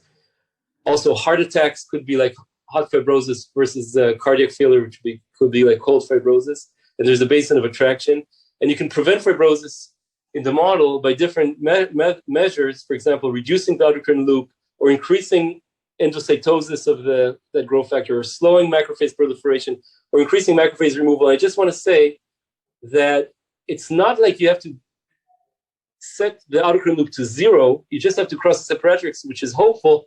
For instance, you might need to just reduce it by a factor of 2 in order to cross the threshold. It's just like in COVID, you just need to get the replication number below 1, right? Not to 0. So it's a more hopeful kind of model. And I want to acknowledge Miri, Stefan, and Ruslan. And now we're trying to experimentally test this in 2 different systems. One is Shoban Meir, a PhD student with Elad Sachol, doing experiments on mouse heart fibrosis after heart attacks or cardiac or chronic fibrosis kind of situations. And we're trying to look for hot fibrosis, cold fibrosis, and also in human slides. And with Ruth Choval, trying to apply this idea to the cancer microenvironment, which also has macrophages and different kinds of cancer-associated macrophages. And during this in vitro study of macrophages and fibroblasts, Tomer Milot and Shimrit Meyer are the graduate students doing this experiment. So it definitely, for me as a theorist, this concept was strong enough to actually start experiments. And that's I think, the only thing you can ask for a theory. It doesn't make you do new experiments. All right, so thanks very much. Thanks, Ari, for the fantastic talk and for the song. The most popular trending question right now is whether or not your song is available on Spotify, and if not, when it will be. That's talked with my agent. Shalil is my agent. I can see how this works, and I can see how you're funding your science. One of the questions that came up is it was really having to do with fibroblasts and macrophage heterogeneity. Barbara said, "Great talk. From my understanding, fibroblasts and macrophages are heterogeneous and can exist in different cell states and different tissues. How are you thinking about modeling that into some of the phase diagrams that you showed today?" Yeah. So the question is, macrophages and fibroblasts are heterogeneous, and they're probably continuum of cell states, as we see in these single cell studies. And there's spatial aspects. Maybe there's, like in the talk, compartmentalized versus mixed. also in fibrosis. And so my approach as a theorist is to adapt the model to the level of my ignorance. So at this point, I try to make this, I think it's useful to have a whole continuum of models, like from the very minimal to the very complete, and try to see what insights each step gives you and see when it's interesting enough to do experiments. So I could add more cell states and see how each cell state interacts with other ones. And the question is, at what point do I gain a new insight from that? So we definitely want to do that as the next step. Okay. Thanks, Uri, for this super stimulating and relaxing talk. There's a nice question here from Jessica Whitehead. Any evidence that cells can remember having gone through the process, even if they initially healed without fibrosis, so that later injury responses are somewhat calculated in terms of the previous experiences of the cells? So let's see if I understand the question. Is there a memory, like once you have a healing, does the tissue remember that? Do I understand correctly? Some epigenetic imprinting or, yeah, some kind of cellular memory. So that the second response... I have no idea. I mean, maybe somebody else in the audience knows and can chip in. I mean, it would be very useful, because then you have like an area which gets abraded often, maybe becomes tougher. I guess, like, say, for instance, you can imagine the skin gets thicker. There is a circuit like that where immunoneurostimulation makes the skin thicker, and a malfunction, and that causes disease like psoriasis. So there are barrier tissue memory, kind of, you can say. But I don't know, maybe other people can answer it. I never thought about that. I mean, it's a great question to think about how you might dynamically update the phase diagrams based upon previous experience. Related to that, Hamaria asks, in addition to, Lawton, you're saying, if you thought that the circuit was representative of in vivo, and if there were other cells that you thought you had to fold in to think about the stability of the phase diagram. So obviously there's a close coupling between macrophages and fibroblasts, but what are the other communication partners that might be important in dictating fibrosis? So what other communication partners? So first, the most important one is the parenchymal cells, like the epithelial cells or something like that, because they get damaged, they instruct them the first signal, then they need to be regenerated. And another compartment, I would say, is senescent cells. So you have senescent fibroblasts and senescent epithelial cells. They get formed within a few days. They send out these SASP, senescent associated secretion profile, that's very effective in doing two things, calling in immune cells and slowing down regeneration. So they're like a plug. So after injury, the cells don't commit apoptosis, but then you have a hole. They go into senescence, which keeps the tissue intact and also its function intact, and calls in immune cells like NK cells to remove them, and stops regeneration. And only after they're removed, there's regeneration. So that, I think, is really an interesting. And like in liver regeneration and heart regeneration, you don't get regeneration without massive senescence before that, a transient. So, like I would say heart regeneration, I mean in P1 mice, for example, we flip the heart, you get massive senescence and then regeneration. And if you disrupt that senescence, you disrupt regeneration too. So that's really an amazing compartment. And that, of course, they can include NK cells and maybe T cells that remove the senescent cells. And it maybe endothelial cells will be important too, right? So I guess this model is like maybe a way to establish a little paradigm for two-cell circuit, and then maybe we can have these neighborhoods where we have several neighborhoods. By the way, the diffusion and endocytosis of signals creates a natural range of 100 microns or so, which is the range where you make a molecule until it's endocytosed by its receiving cell. And that creates a neighborhood scale for, let's say, Liat's neighborhoods. And maybe that's a scale where we need a little circuit diagram for each one of those typical neighborhoods. I hope I answered the question. You did. I'm just going to ask one quick selfish follow-up on that. I was wondering, as you think about fibrosis and obviously the laying down of ECM, you're getting changes in these length scales. How do you think about looking at alterations in the distance for which cells can communicate with one another in sort of this process? Because obviously it's not a static ecosystem. And so I'm trying to think about how you might add some of that into these models, and whether you think it's, nice to model, but not needed to model. Yeah. So spatial aspects will definitely make a difference. But I want to say one neat thing that we think about, which is that cell communication is a really cool way to adjust itself to how far the receiver is. And that is because most of these signaling molecules are not removed by degradation, they're removed by endocytosis. As I say, they bind the receptor, and only then they get in, and they're just in vivo. That's the main way. And then what that means is that the range scales. If you have very many receiver cells, you quickly lose that molecule. If you have very few receiver cells, the molecule goes until it finds its receiver. So its range is actually scaling with the density of receiver. I hope I explained myself. And that is potentially a way to make to make the circuit invariant to the actual distances. You just need the identity. But of course, there will be spatial aspects that are critical. So that's what I can say right now. I hope it was relevant. Yeah, very cool. Great. There's another question here from Jacob El Corte. Great talk. How do you think these circuits are tweaked or evolved during development to achieve different stable tissue states? And if I may add, do you think these phase spaces also change with aging? Yeah. So the first question is different cell types. So with Ruth Cheval, we're looking at in vitro fibroblasts derived from different cell types as well as cancer microenvironment. And it looks like there will be differences in the phase. So you can actually in vitro measure like where those fixed points are. Some fixed points make it. It looks like different tissues might be different circuits, for at least for the homeostatic component.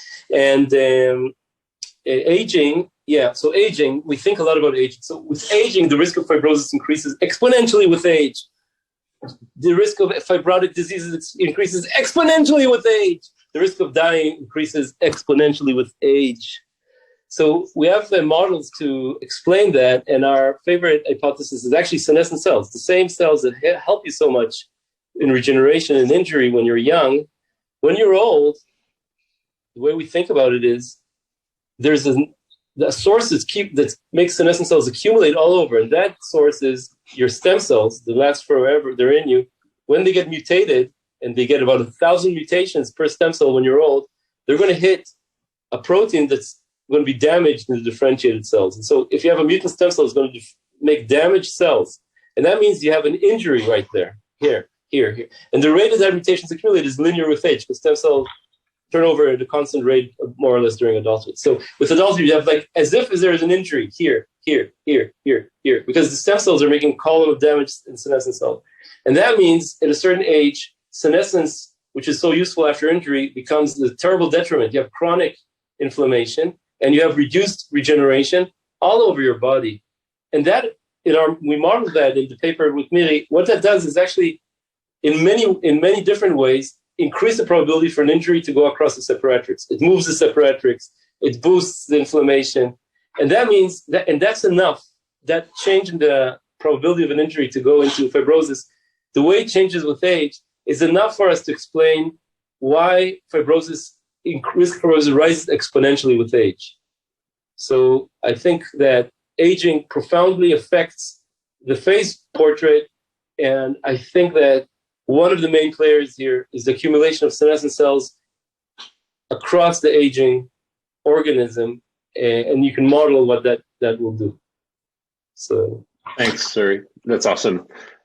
Well, on that cheery note, I'm going to go contemplate my own mortality for the next 17 minutes. We're going to take a break and reconvene at 11:35. Thank you, everybody, for fantastic talks in the beginning session. Uri, Liad, Martin, it was great to hear from you all.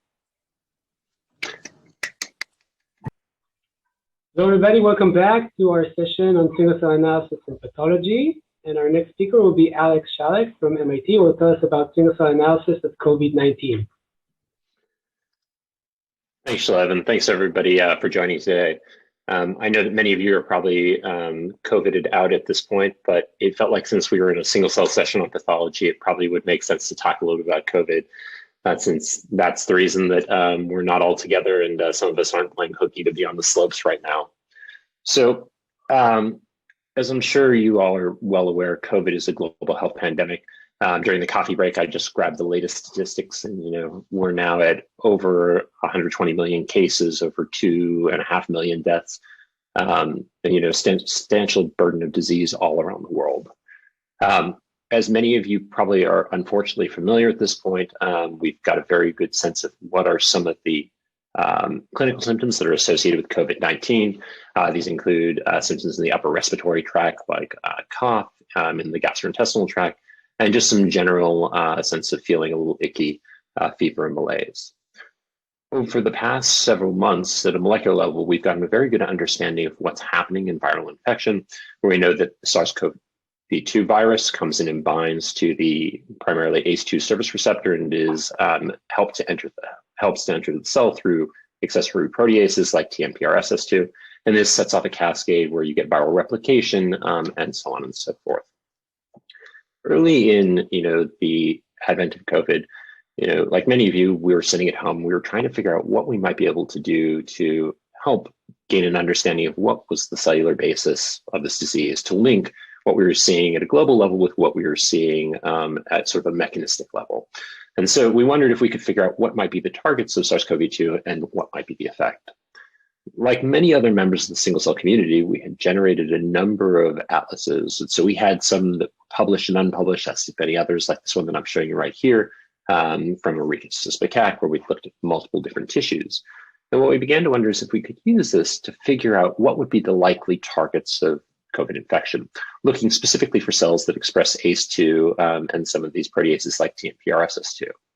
So we started mining the data that we had in hand. So, for example, in this non-human primate, this quickly led us to an idea of what targets, what tissues might be targets of SARS-CoV-2. You could see that we were seeing targets or putative targets in the intestinal tract, as well as in places like the lung. And when we dove in a little bit more, using some of the single cell resolution that comes out of this, we could take the atlases that we were developing of different tissues, like the lung in human and non-human primates, localize the cells that were expressing ACE2 and the cells that were co-expressing TMPRSS2. And as you can see in looking at this particular UMAP here, what we identified was that actually, ACE2 positive and TMPRSS positive cells were actually very rare and seemed to show up in a very limited subset of the cells within our bodies. So here within the lungs, it looks like we see some cells that are ciliated and some type 2 pneumocytes, but really it's sort of squinting on this overall UMAP. And it turned out as we started to look across compartments, this was the trend. In each of the barriers that we looked at, in the nasal epithelium, in the lung, or in the small intestine, there was always a small set of primarily epithelial cells that looked like they were the targets. And just to really drive home how small these numbers are, when we looked at the number of ACE2 positive cells in the majority of the tissues, it was sort of around 1%, a large percentage in the gut when we look at absorptive enterocytes. And when we looked at cells that were double positive for ACE2 and TMPRSS2, in some cases it was below 1%, which really didn't square up with sort of the infectiousness that we were seeing with this disease. It's really led to the hypothesis that it might be needles in a haystack. And, I guess we got a little bit more confidence when we saw that others were seeing similar things, but really it led to sort of these big questions of sort of what is the actual target in disease and what's the consequence if, it's really only a few cells that are interrupted.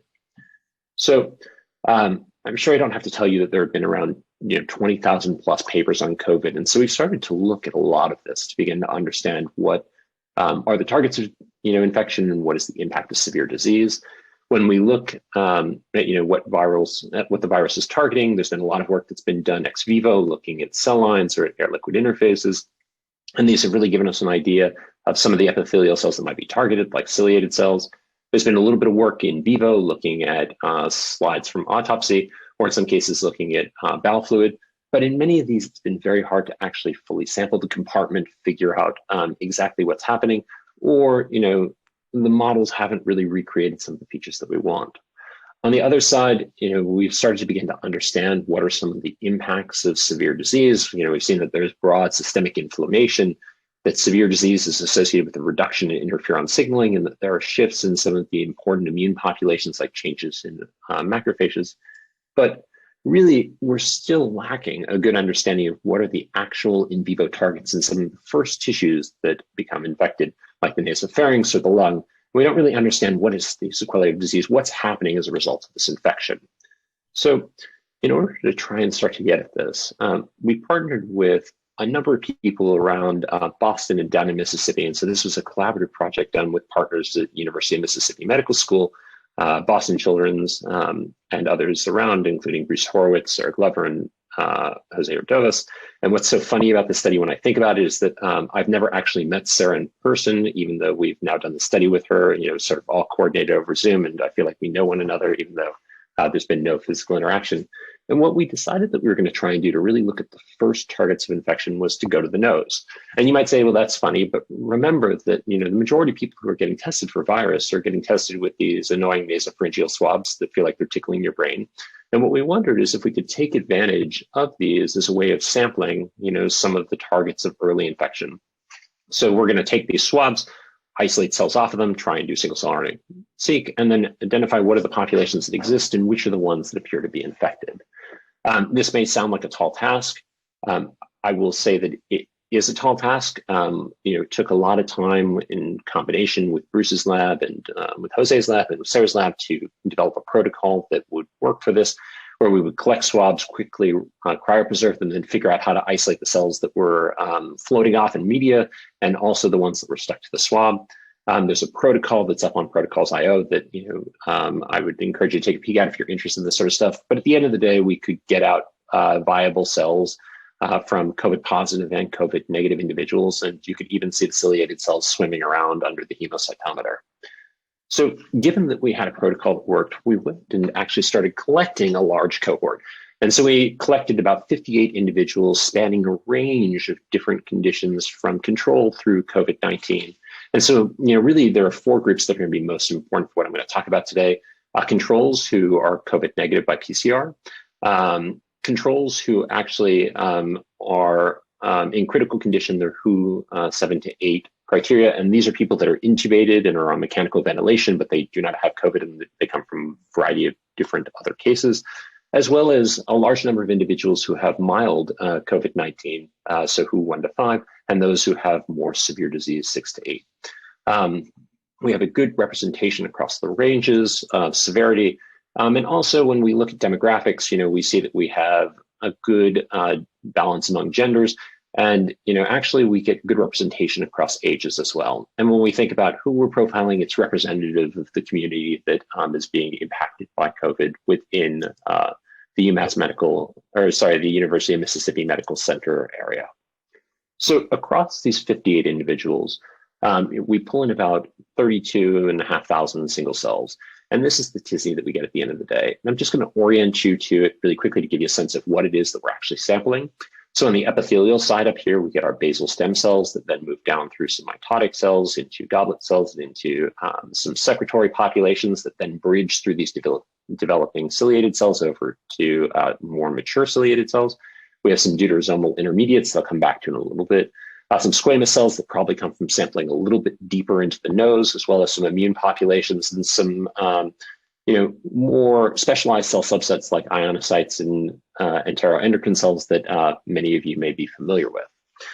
Now, this is interesting, but you might ask yourself, how does this UMAP relate to whether or not you're looking at COVID or you're looking at a control? And surprisingly, what we see when we overlay whether somebody's PCR positive or PCR negative is that there's a major shift in the composition of the swabs that we're getting out of these groups. And this isn't for a change in, the number of cells that we're collecting or in the quality of the cells. It really looks like we're seeing major shifts in the populations that arise. If we go quantify this and look for statistical significance, what we find is that really there's a major decrease in those who have severe COVID. We're getting a reduction in ciliated cells. And instead, what we're getting is an increase in developing ciliated cells, so more of an immature precursor, some deuterosomal cells and some secretory cells. And, this looks like a shift in the epithelial composition. But interestingly, because we're getting rise to this increased set of cells that sort of look like developmental intermediates, it looks like the diversity of our epithelium is increasing. So it looks like it's trying to figure out what sort of solution it should try and achieve in response to infection.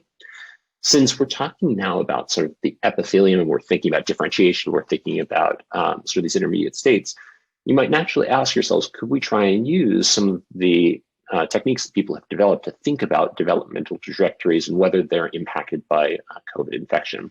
So we took advantage of some RNA velocity approaches here at SC Fellow, where we could begin to look at our epithelial differentiation by looking at the rate of, let's say the derivative of RNA production. So thinking about spliced to unspliced RNA, begin to look to see what our differentiation trajectory looked like, moving from these basal cells that I mentioned before through some of these secretory cells into the deuterosomal intermediate, and finally to these more terminally differentiated multiciliated cells.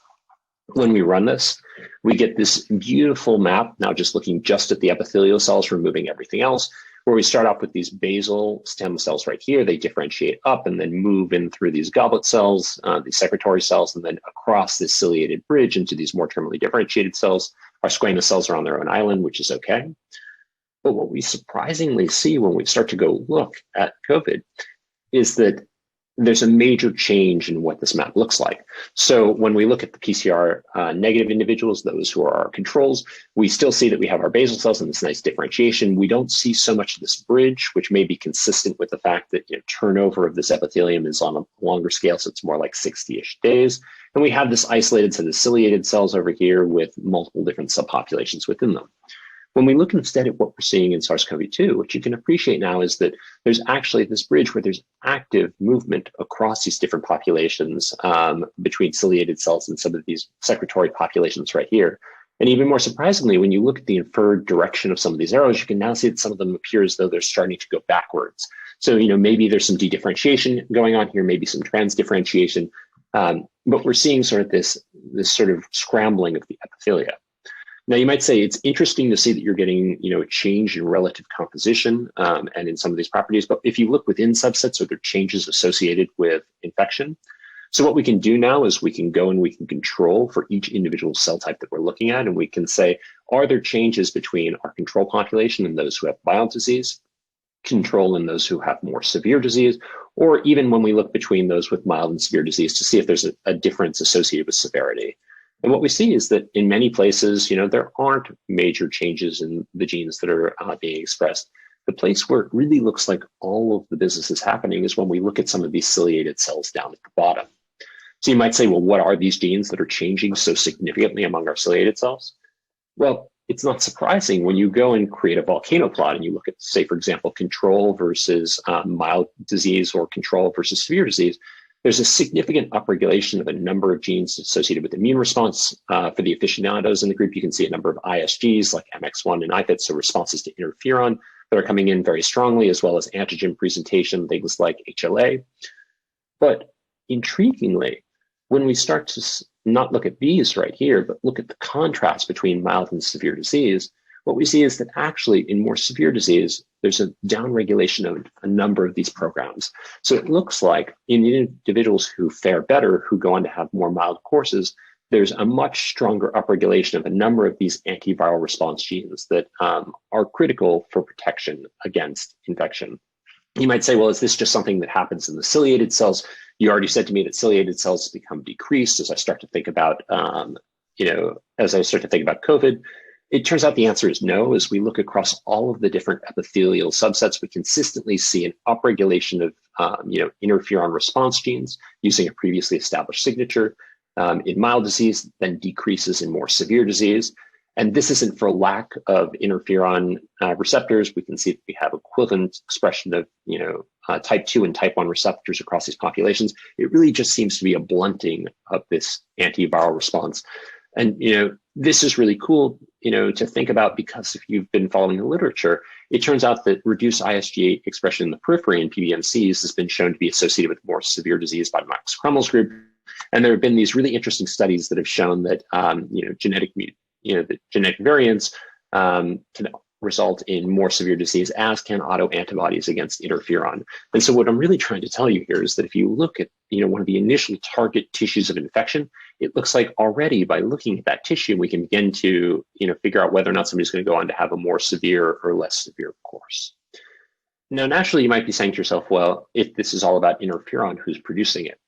When we go look at our nasal swabs, we don't detect any interferon, really. If we look through the various populations, we're really not capturing any of this.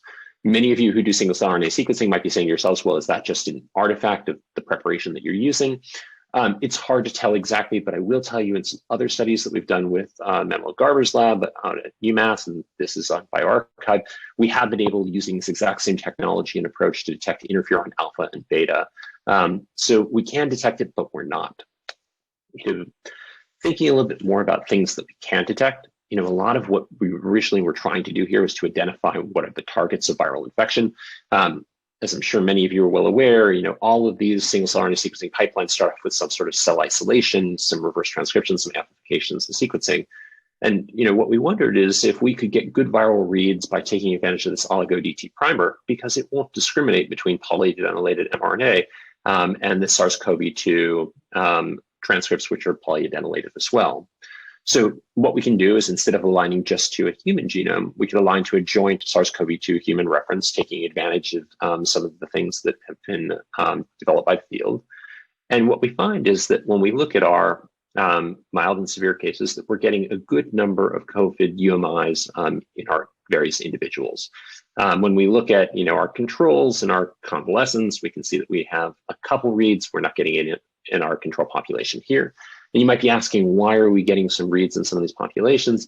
I think in a couple places, what we've realized is that because you've got cells that aren't so happy, and you're sort of forcing them together and encapsulating them, ambient RNA becomes, a critical factor here.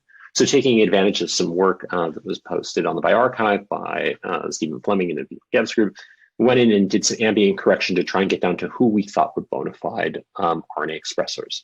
And this left us with, actually a very high number of viral positive cells compared to what's been seen in a lot of other studies, about 415, where we had very high confidence. But what we can do is we can actually go even further and try and take advantage of the viral life cycle to understand what might be associated with, productive infection. So as many of you are well aware, SARS-CoV-2 is a positive sense single-stranded, RNA genome that's about 30 kb. It's then synthesized in some non-structural proteins that produces a negative strand, and then gets spliced into a variety of different transcripts that end up looking like this. So instead of just looking at reads that go to SARS-CoV-2, instead we can actually look at the negative strand. We can look at all the nested genomic RNAs that get produced to get a better sense of where a cell is in its infection cycle. Was it just infected? Did it maybe endocytose, if it's a macrophage, or does it look to be productively infected? When we do this, what we see is that there's really a 3' bias in this, but we can really find cells that appear to have productive infection, appear to be harboring active viral replication. I'll say really quickly that when we do this, we can dive in and we find that really it's a few cell types that appear to be the most enriched for virus, such as these KRT13, KRT24 high secretory cells, and a couple of these ciliated populations. You might ask, how does this compare to what we originally predicted would be the cells that become infected? It turns out that actually we did a pretty good job. We get a pretty good correlation here, between the cells that we thought would be ACE2 positive and those that would be virally infected. The place where we get more cells with virus than we would expect are these interferon responsive macrophages, but it turns out that they have some interesting patterns in splice versus unspliced that looks like they may be eating infected cells. So finally, you might ask, is there a difference between infected cells and non-infected cells, bystanders? And what we can see is that actually there are. Infected cells have consistently higher interferon responses, as well as some of the receptors that are used for entry, like TMPRSS2. And intriguingly, when we look at bystander cells, we see more interferon receptor on the surface, as well as a number of things associated with, class 2 presentation. And this lines up with some studies that have been recently done by Adam Lacey-Hubert, saying that, endosomal sequestration in MHC2 presentation can block infection. So, just to summarize this, I'll say that, we've created a resource. It really looks, we've got a bunch of interesting information on epithelia, changes in composition. But what we're really seeing is that, it looks like in severe COVID in the nose, just like in the periphery, that there are blunted interferon responses to infection. You might ask, how this might relate to what's happening in the lung. I'm going to do this quickly because I'm going to run out of time. I'm going to say that one of the other things that we've been involved in with a number of people around Boston is trying to figure out how to figure out what's happening in severe cases. And so we've been working as part of the Boston COVID autopsy study to figure out how to very rapidly profile tissues after an unfortunate demise of an individual to understand what's associated with severe disease. I'll say that the paper's up on bioRxiv.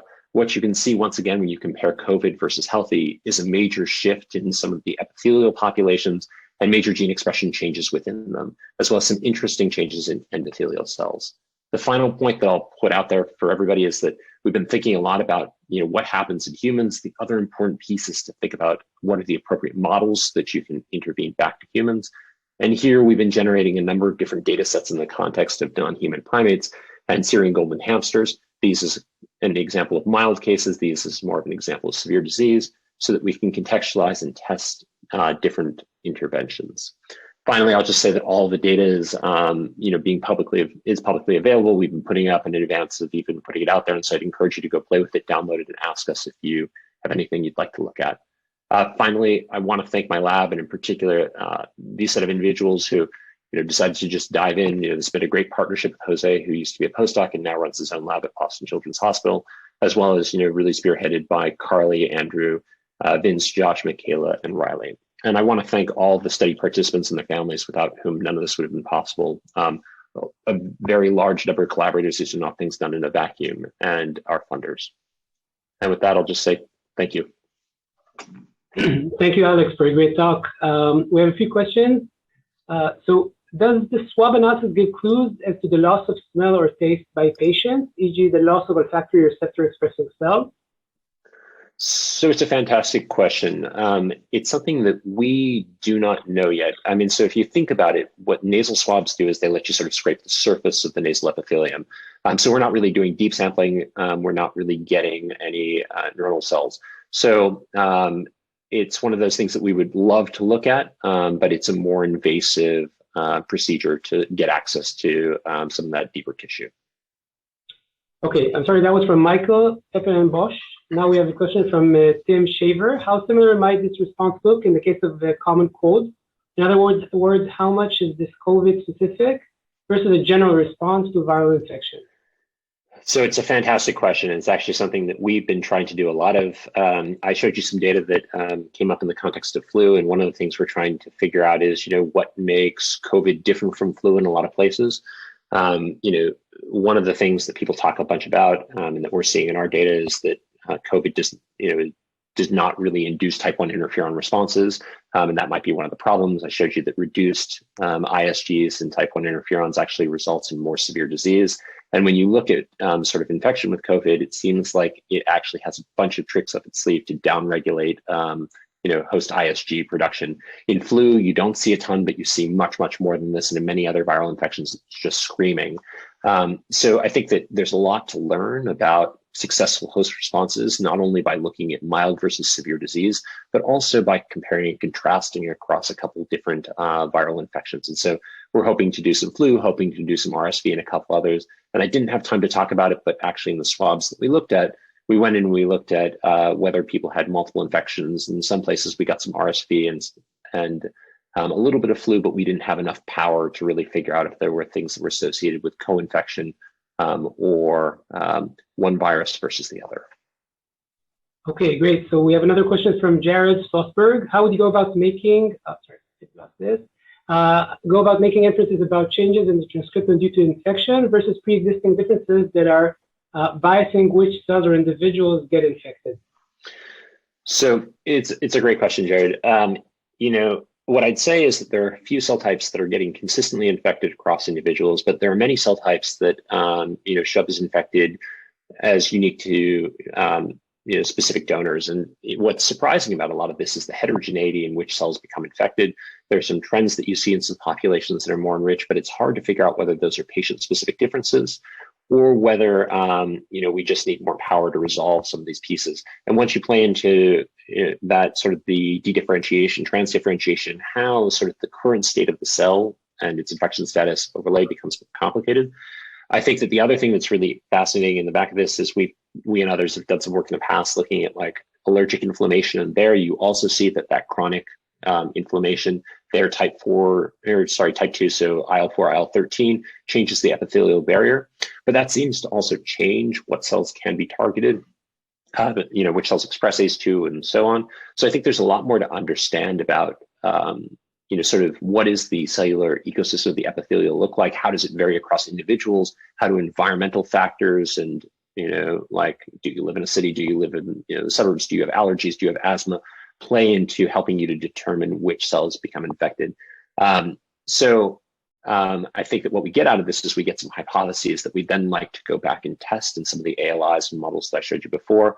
The big thing is to make sure that those ALIs recapitulate some of the in vivo cell phenotypes, or to figure out how to do a better job of doing it in, say, a hamster or a non-human primate. Okay, so I'll finish up with a short question about the gut that I had.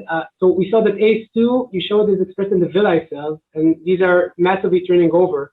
So I'm guessing they're not expressed, it's not expressed in stem cells, and maybe that's the reason why the intestinal phenotype is not severe. If you can comment on how the situation is in the nasal epithelium, is it expressed in the stem cells, or are the differentiated cells just turned over much more slowly? So it's a great question, Shalab. When we look at the gut, the turnover is much, much faster. It's the order of a few days as opposed to sort of a month or 2 months, which is what you see in the nose. In both, it doesn't look like it's the stem cell populations that are the target. It looks like it's more terminally differentiated cells, sort of the ciliated cells and some of the secretory cells in the nose, and some absorptive enterocytes in the gut. But I think that sort of the speed of tissue turnover is going to play an important role in how severe it is. But also the interesting thing is that there are many more targets in the gut.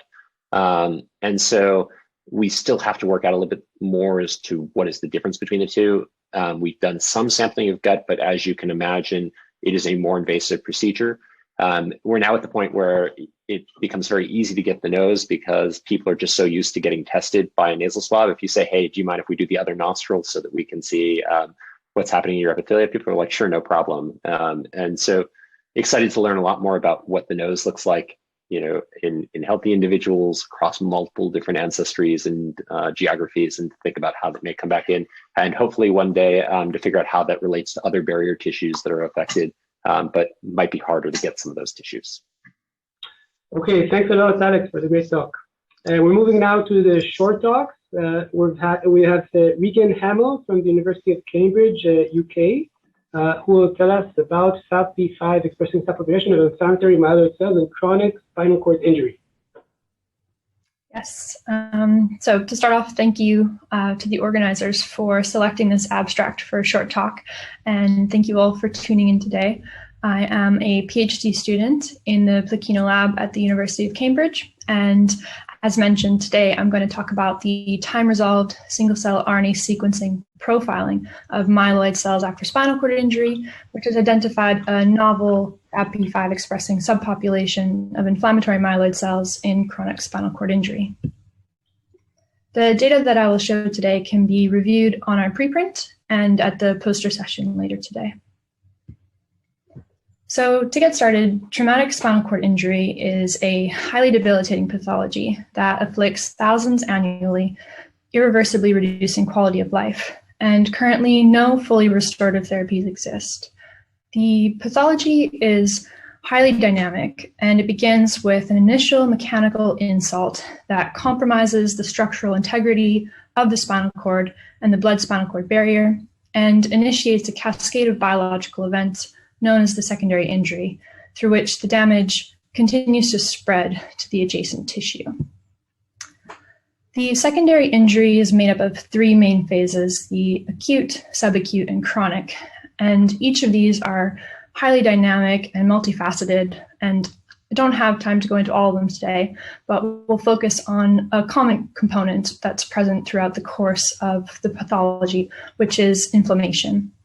So unlike in normal wound healing, where inflammation resolves within the first few days, in spinal cord injury, we have persistent inflammation, which extends indefinitely, disrupting transition to later phases of wound healing, resulting in a chronic wound state of impaired recovery.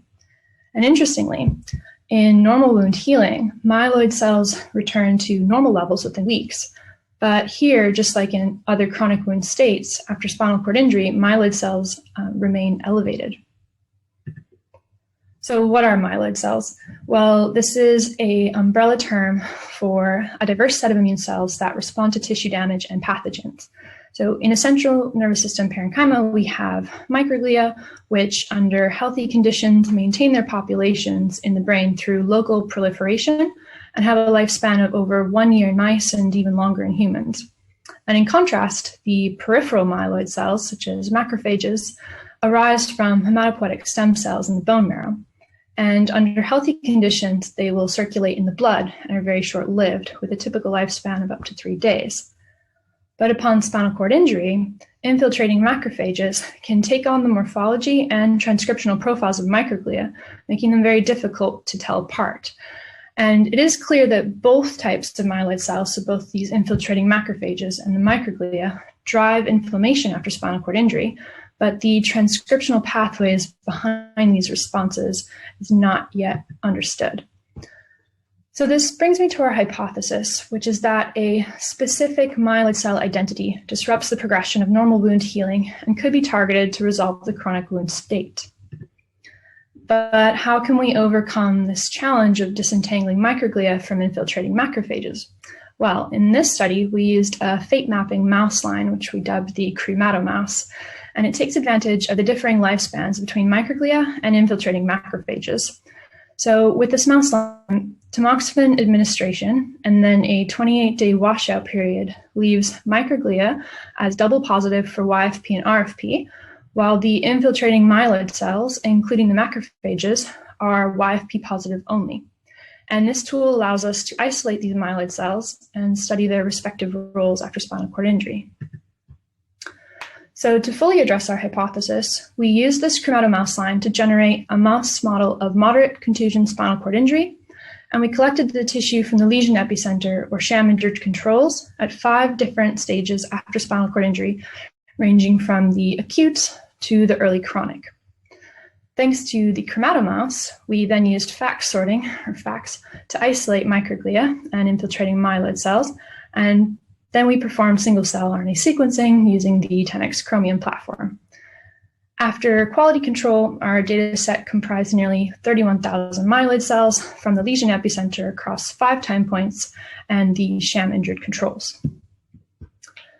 So if we investigated the expression of cell type markers in the dataset by averaging the log10 UMI counts of the listed genes and then visualizing them on a UMAP, you can easily see that we were able to identify all of the expected myeloid cell types. And thanks to the cremato-mouse, we were able to identify a population of infiltrating macrophages that have taken on microglia-like phenotypes. And additionally, we can also be sure that despite the downregulation of these classic microglia markers after spinal cord injury, that these cells here are in fact microglia. So now I'd like to direct you back to our hypothesis. And in order to address this, we first clustered the cells, then we characterized them using trajectory analysis, differential gene expression, and gene ontology analysis. So in the interest of time, I'll shift the focus towards the microglia data, but if anyone's interested in the dynamics of the other myeloid cells, please check out the preprint. So we performed trajectory analysis using the Monocle 3 package. And since the experimental design encompassed several time points, we were able to give directionality to the trajectory. So microglia after spinal cord injury can be split into 2 trajectories, an A trajectory this way or a B trajectory. The microglia B trajectory is very clearly cycling, which is in line with previous findings that found microglia to proliferate for up to 7 days after spinal cord injury. The microglia A trajectory, on the other hand, is more complex, and so we'll go through each of these clusters together. So cluster A1 is dominated by cells from day 1 post-injury. Based on the GO analysis, it appears to be pro-inflammatory and involved in lipid transport and the response to oxidative stress. And notably, this cluster is marked by the expression of fatty acid binding protein 5, or FABP5, which is an intracellular lipid transporter involved in fatty acid uptake, transport, and metabolism, and has pro-inflammatory effects in other contexts. Cluster A1 also downregulates CSF1R, which is a gene required for microglia proliferation and survival, and yet this cluster shows no signs of apoptosis, at least from a transcriptional level. And in fact, according to the trajectory analysis, they seem to project into the subacute and chronic phase cluster microglia A2. So A2, cluster A2, is dominated by cells from day 3 onwards. It appears to be cytotoxic, phagocytic, lipid processing, and has a continued pro-inflammatory response, which would negatively regulate canonical wound healing functions. Cluster A2 seems to be split by the mutually exclusive expression of CSF1R and FABP5. And cluster A2 cells collected at later time points show increased FABP5 levels. So it could be the case that the downregulation of FABP5 allows cluster A2 to transition into cluster A3, and without this downregulation, cells would remain in a state of cytotoxicity. It's also worth briefly mentioning that thanks to our chromatomouse, we were able to see that cluster A2 is also contributed to by infiltrating macrophages, which seem to have adopted microglia-like profiles in the subacute and chronic phases. And now finally, we have cluster A3. So this cluster is dominated by cells from day 10 onwards. It's characterized by a shift towards homeostasis and anti-inflammatory responses. And interestingly, this cluster upregulates many of the neuroprotective microglia genes that were recently described in mouse models of Alzheimer's disease and ALS. And the cells that express FABP5, regardless of their cluster, express lower levels of these neuroprotective genes. So if FABP5 really does prevent cluster A2 from transitioning to A3, then as we hypothesized, FABP5 positive A2 cells could disrupt the progression of normal wound healing and could be targeted to resolve the chronic wound state. So what I've shown you so far is all single-cell RNA sequencing data. So of course, it needs further investigation through complementary methods in order to verify our findings. And we are currently working on this. One of our approaches is to use single molecule fluorescent in situ hybridization, or single molecule FISH. So here you're looking at some SM FISH data at the lesion epicenter, and you can see that as in our single cell RNA sequencing data, FABP5 expressing myeloid microglia are absent in the sham-injured control. They are present in the acute phase, possibly as our microglia A1 cluster, and they also persist until day 21, again likely as our microglia A2.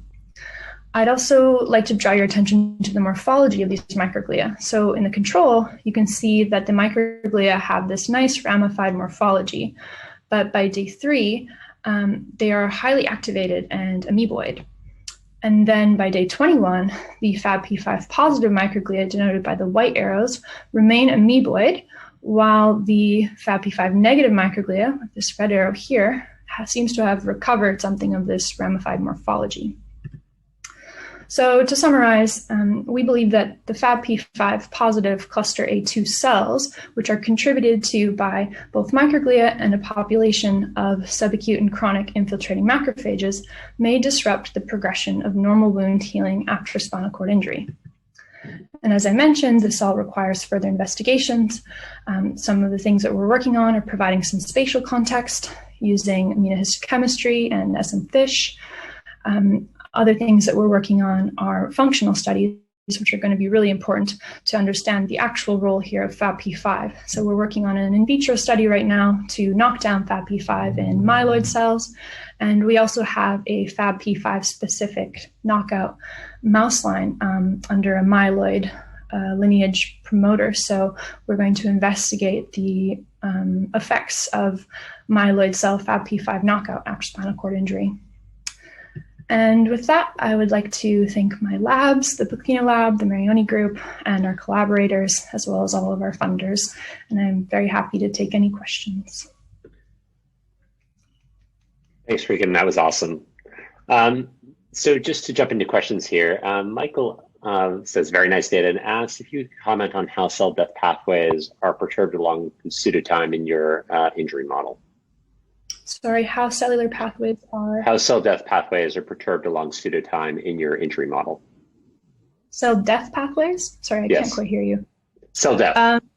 Yeah, cell death pathways. So according to the literature, there should be a substantial amount of apoptosis after spinal cord injury. And we are really not seeing much of that in the data, but I think that it's because those cells aren't passing our quality control. So if we have much looser QC metrics, we'll probably get some more of those dead and dying cells, but we are looking more towards the ex vivo data to try to characterize some of that apoptosis and necrosis. Very cool.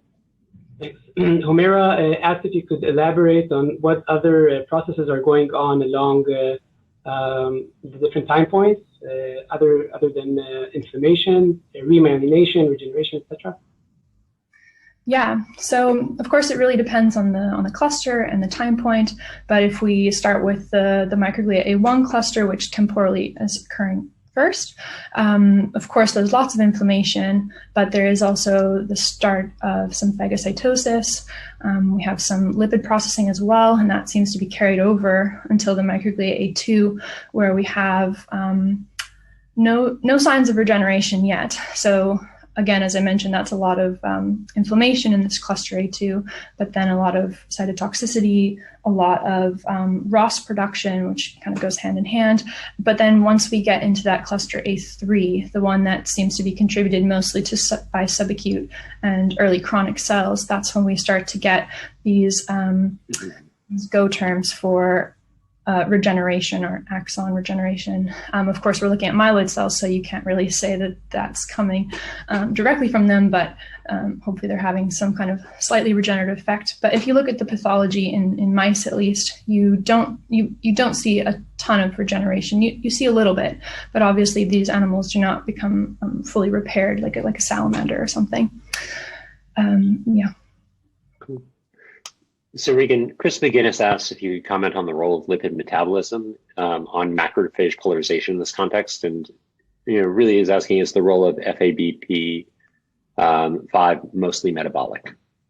It's a really, really good question. We are investigating that in our in vitro studies. We're really, really interested to see what FABP5 is doing when it comes to the polarization between pro and anti-inflammatory. So that's something that we're doing in vitro. We're trying to challenge these myeloid cells with canonical M1 or M2 stimuli, and then also having FABP5 knocked out. And then we are trying to measure different metabolic outputs, but also different cytotoxicity outputs. So yeah, it's definitely unclear at the moment, but we're hoping to get a better picture soon. Okay, great. Let's take one last question from Elizabeth Fisher. Nice talk. Can you distinguish between border-associated macrophages from infiltrating macrophages in your data? Yeah, so border-associated macrophages are typically long-lived, like the microglia. So with our chromato mouse, we would expect them to be double positive as well. But despite the similar labeling that they would have through the fate mapping mouse line, they do have distinct transcriptional profiles. And I've looked extensively through the data set for them, but have not found any substantial population of border-associated macrophages in the data set. And I've looked at other myeloid cell data sets using this exact same mouse line, and we have identified the border-associated macrophages in those tissue samples, or single cell data from those tissue samples, but they came from whole brain and spinal cord homogenates, whereas the data set that I was showing you today is just from a very small 5 millimeter section centered on the lesion. So I'm thinking that they're probably quite a rare population compared to all of the other myeloid cells that we have at the lesion epicenter, and that's why we're not really detecting them. Awesome. Thanks, Regan, for a fantastic talk once again.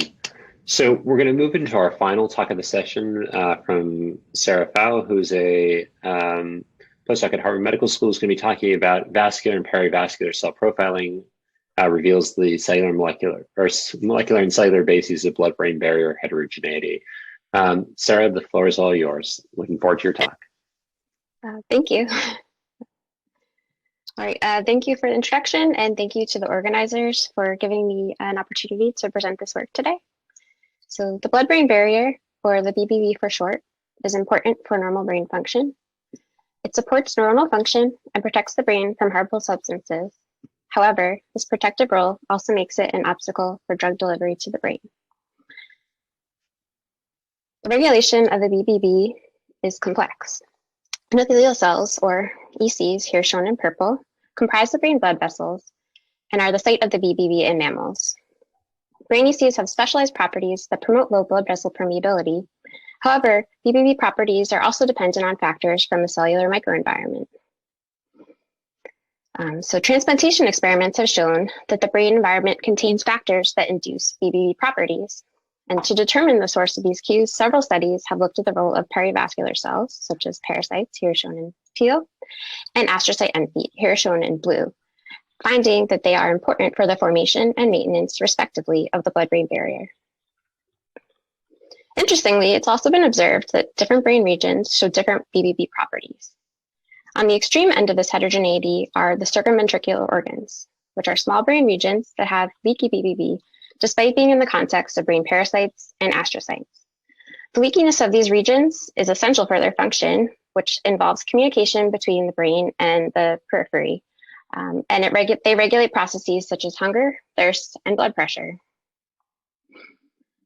Here are images of a tracer leakage assay, which we use to assess BBB permeability. This mouse here was injected with a tracer and then perfused to remove excess tracer from the bloodstream. So this is a section of the cortex, and as you can see, despite the abundance of blood vessels, the tracer was retained within the vasculature by the blood-brain barrier. In contrast, in ME, one of the circumventricular organs here found at the bottom of the mouse brain, it's a small brain region, you can see that the tracer leaks out of the blood vessels and into the brain area.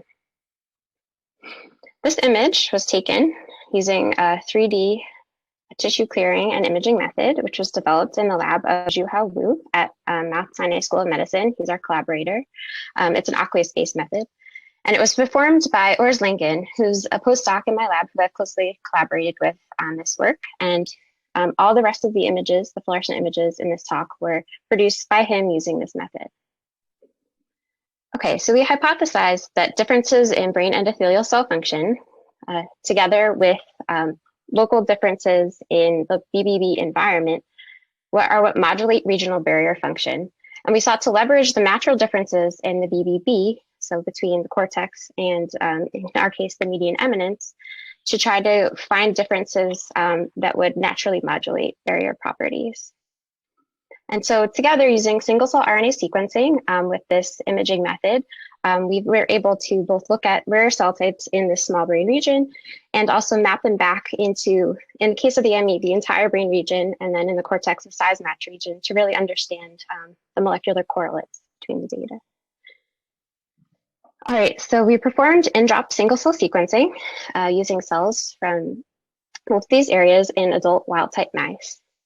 As you can see from this T-SNE plot, we identified all major cell types in the brain, and importantly, endothelial cells, pericytes here made of mural cells, and astrocytes. When directly comparing cells between these two regions, we observe some clusters that contain cells from both regions, as well as some that are unique to each region. Interestingly, astrocyte populations between the two regions are quite different, and we observe an ME-specific population of endothelial cells. We next look more closely at endothelial cells. They are the site of the BBB, and the ME-specific population that we see expresses a known marker gene. We expected to see this based on previous histological analyses. We compared this ME-specific EC population to cortex ECs, and we found approximately 400 differentially expressed genes.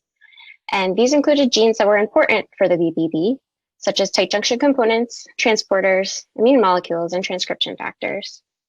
One such gene, endomucin, had increased expression in the ME-specific endothelial cell population, and using uClear, we were able to validate the expression of endomucin, increased expression of endomucin in the ME compared to the cortex. We did this for a number of other genes as well.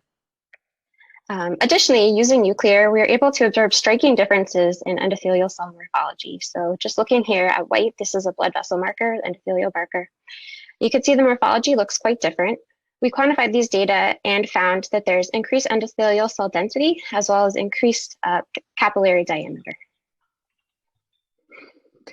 Beyond these clear differences in endothelial cells, we also observe some differences in parasites and astrocytes. So here are the parasites. We use the parasite fluorescent reporter to create 3D models of the cell morphology.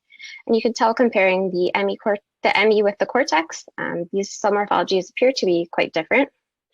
However, our sequencing data did not show an emergence of an ME-specific parasite population. So the parasites are here in pink. And when we look at it by region, there's no obvious emergence of a specific population. We do see a fibroblast population that appears to be specific to the ME. I'll get back to that a little bit later. So currently we're still investigating this. We don't know if this is the true biology of the situation or if this is simply undersampling. We do have noticed that there are fewer parasites derived from the ME compared to the cortex, and we can validate this in our imaging data. So we see a decreased parasite to endothelial cell ratio in the ME compared to the cortex. Next, morphological analyses with astrocytes using UClear and an astrocyte-specific reporter revealed clear differences in astrocyte morphology between these two regions. So the cortex astrocytes, here in red, have the classic stellate morphology. They interact with multiple blood vessels. But in the ME, we noticed two different populations. So one was this vessel-associated population, seemed to be nestled in with the blood vessels, as well as a ventricle-associated population, so this cell here, but seemed to be more associated with the nearby third brain ventricle. This is not terribly surprising given the known heterogeneity of astrocytes throughout the brain, but we sought to find molecular correlates between these different populations in our dataset. So we found two main populations of cortical astrocytes and ME astrocytes, as well as an additional GFAP high population. Some genes that are enriched in these populations are shown in this heat map. We confirmed expression of several of these genes, including ALDH101 using fluorescent reporter lines. So from the heat map, you can see that ALDH101 should be expressed in both cortical populations, and that's indeed what we see, as you can see by the GFP signal here. However, in the ME, only one, the ME1 population, should express it, and we do see that this seems to label a subset of the astrocytes in the ME region. These differences between endothelial cells and astrocytes, together with the fact that enriching our differentially expressed gene, we find that most of them are many of them, approximately 70%, are associated with functions of secretion or localization to the cell membrane, suggests that perivascular cell communication is likely different between these two regions. To kind of bridge the gap and I guess build more evidence for this, we focused on looking at these intercellular interactions using transmission electron microscopy. So just to orient you to these images, the astrocytes are shown here in light blue, parasites in teal, and the blood vessels, the endothelial cells, in purple. So what you'll be looking at is a cross-section of this. And then in the cortex, this is a well-known interaction. The endothelial cell here is interacting very closely with the parasites, and astrocyte end feet are very close nearby, interacting with the cells. In the ME, the situation looks a little bit different. So the endothelial cell here still interacts closely with the parasite. However, it seems to be embedded in a thick extracellular matrix. Astrocyte end feet, we know from our fluorescence data, are present in some way, but they're not very easily distinguishable in the brain parenchyma. And we also noticed the presence of fibroblasts in BCM, so here highlighted in red.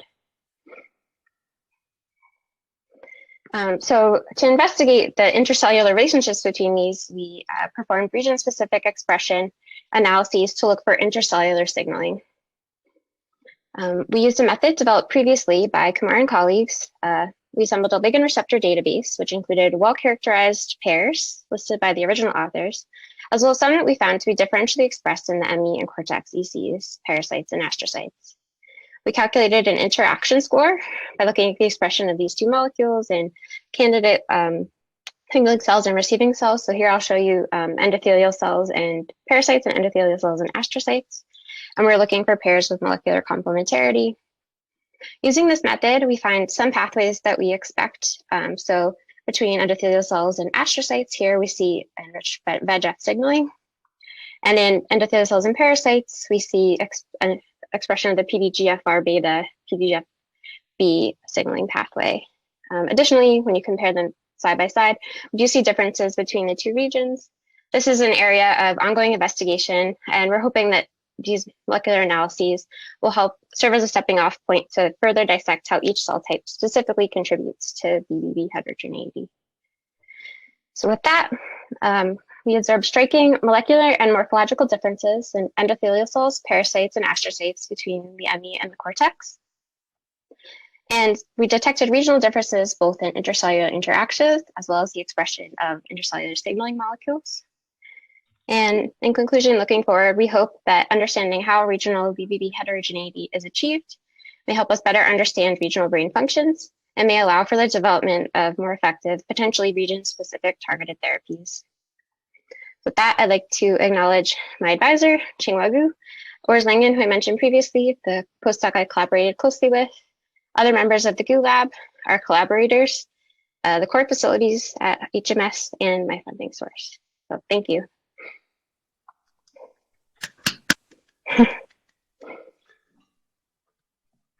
Thank you very much. That was really interesting talk. Maybe I'll start with my own question. We know in cancer, the vessels tend to be leaky. Are there any changes relating to the pericytes and endothelial cells and their interactions that somehow parallel changes that are seen in tumors? So the ME vessels are fenestrated, which is a huge difference between the BBB containing cortical vessels and the ME. So I'm not sure exactly how the changes are in cancer with regard to fenestrations, but yeah, so the parasites. Basically separation between the parasites and then they become separated. So the attraction becomes lower. Interesting. Yeah. Yeah. That would be... Thanks. Very cool. I'll ask another one. I was wondering, as you're thinking about these differences in interaction and the structure of sort of the astrocytes, how dynamic these are, and like what kind of changes do you see in some injuries? I know Shalef was bringing up the idea of cancer. I was thinking about, strokes and various things of that nature. I was wondering more about, how static this was versus how dynamic. Yeah, so we're not entirely sure how dynamic the heterogeneity is. However, in the ME is characterized as a quite dynamic region. So it does regulate processes such as hunger. And so there are known changes in signaling between the ME and the hypothalamus response to hunger cues. So it is likely that, at least in the ME, this population is potentially dynamic. Some people propose that there are, it's been seen that there are endothelial cell loops that kind of respond to these things. So yeah, we've only looked at one homeostatic basal condition, but it would definitely be interesting to test in a more dynamic condition. And of course, in disease would be very interesting as well. Awesome. Great. We have another question from Zhu. A very cool talk for the fibers associated with the ME. Do you know when they arrived during development and what is their origin? I actually don't know that. I'm not sure. But I do know that they resemble, looking at the EM, actually, it kind of resembles the choroid plexus in some way, which is another permeable region in the brain. But yeah, beyond that, I'm not entirely sure of the developmental origins, but it would definitely be interesting whether it was sort of more central or peripheral. And can I ask to elaborate a little bit on the role of the astrocytes in the whole story? So I understand the endothelia, the pericytes, but how do the astrocytes come into the equation? We're not sure. So it's very weird that in the ME, they're not interacting as closely as in the cortex. I think in the cortex, it's thought that the proximity of them is essential to the signaling and the regulation of potentially processing of nutrients and stuff like that. In the ME, the fact that they're more removed or one that's really closely associated into the vessels kind of suggests that they may function differently. We also wonder what the role of the prominent extracellular matrix in the area is. I think there are a lot of questions that have opened up looking at this morphological and molecular analyses that we're excited to pursue. Thanks. Very cool. And Sanjay asks one more question. He says, great talk. What is the molecular weight of the tracer? He says, I might have missed this, but do the astrocytes singly associated with these regions have different developmental histories? So the tracer that we use that I showed here is NHS sulfobiotin. So it's a small molecular weight tracer. I also am not sure about the developmental origins. I should look up this of the astrocytes. But yeah, it would be interesting to see if they stratify in some way. Okay, thank you very much. I want to thank all the speakers in this fascinating session. We're going to wrap up now and reconvene in about 2 hours for the Meet the Editor Roundtable at 2:30 p.m. EST. There's going to be e-posters at 3:30 p.m. EST. And I encourage you to check out the discussion forums to continue to interact with today's speakers. All of the unanswered questions will be moved there within an hour, and you can continue to interact there. So thank you very much, and we'll see you later. Thanks, everybody. Catch you later.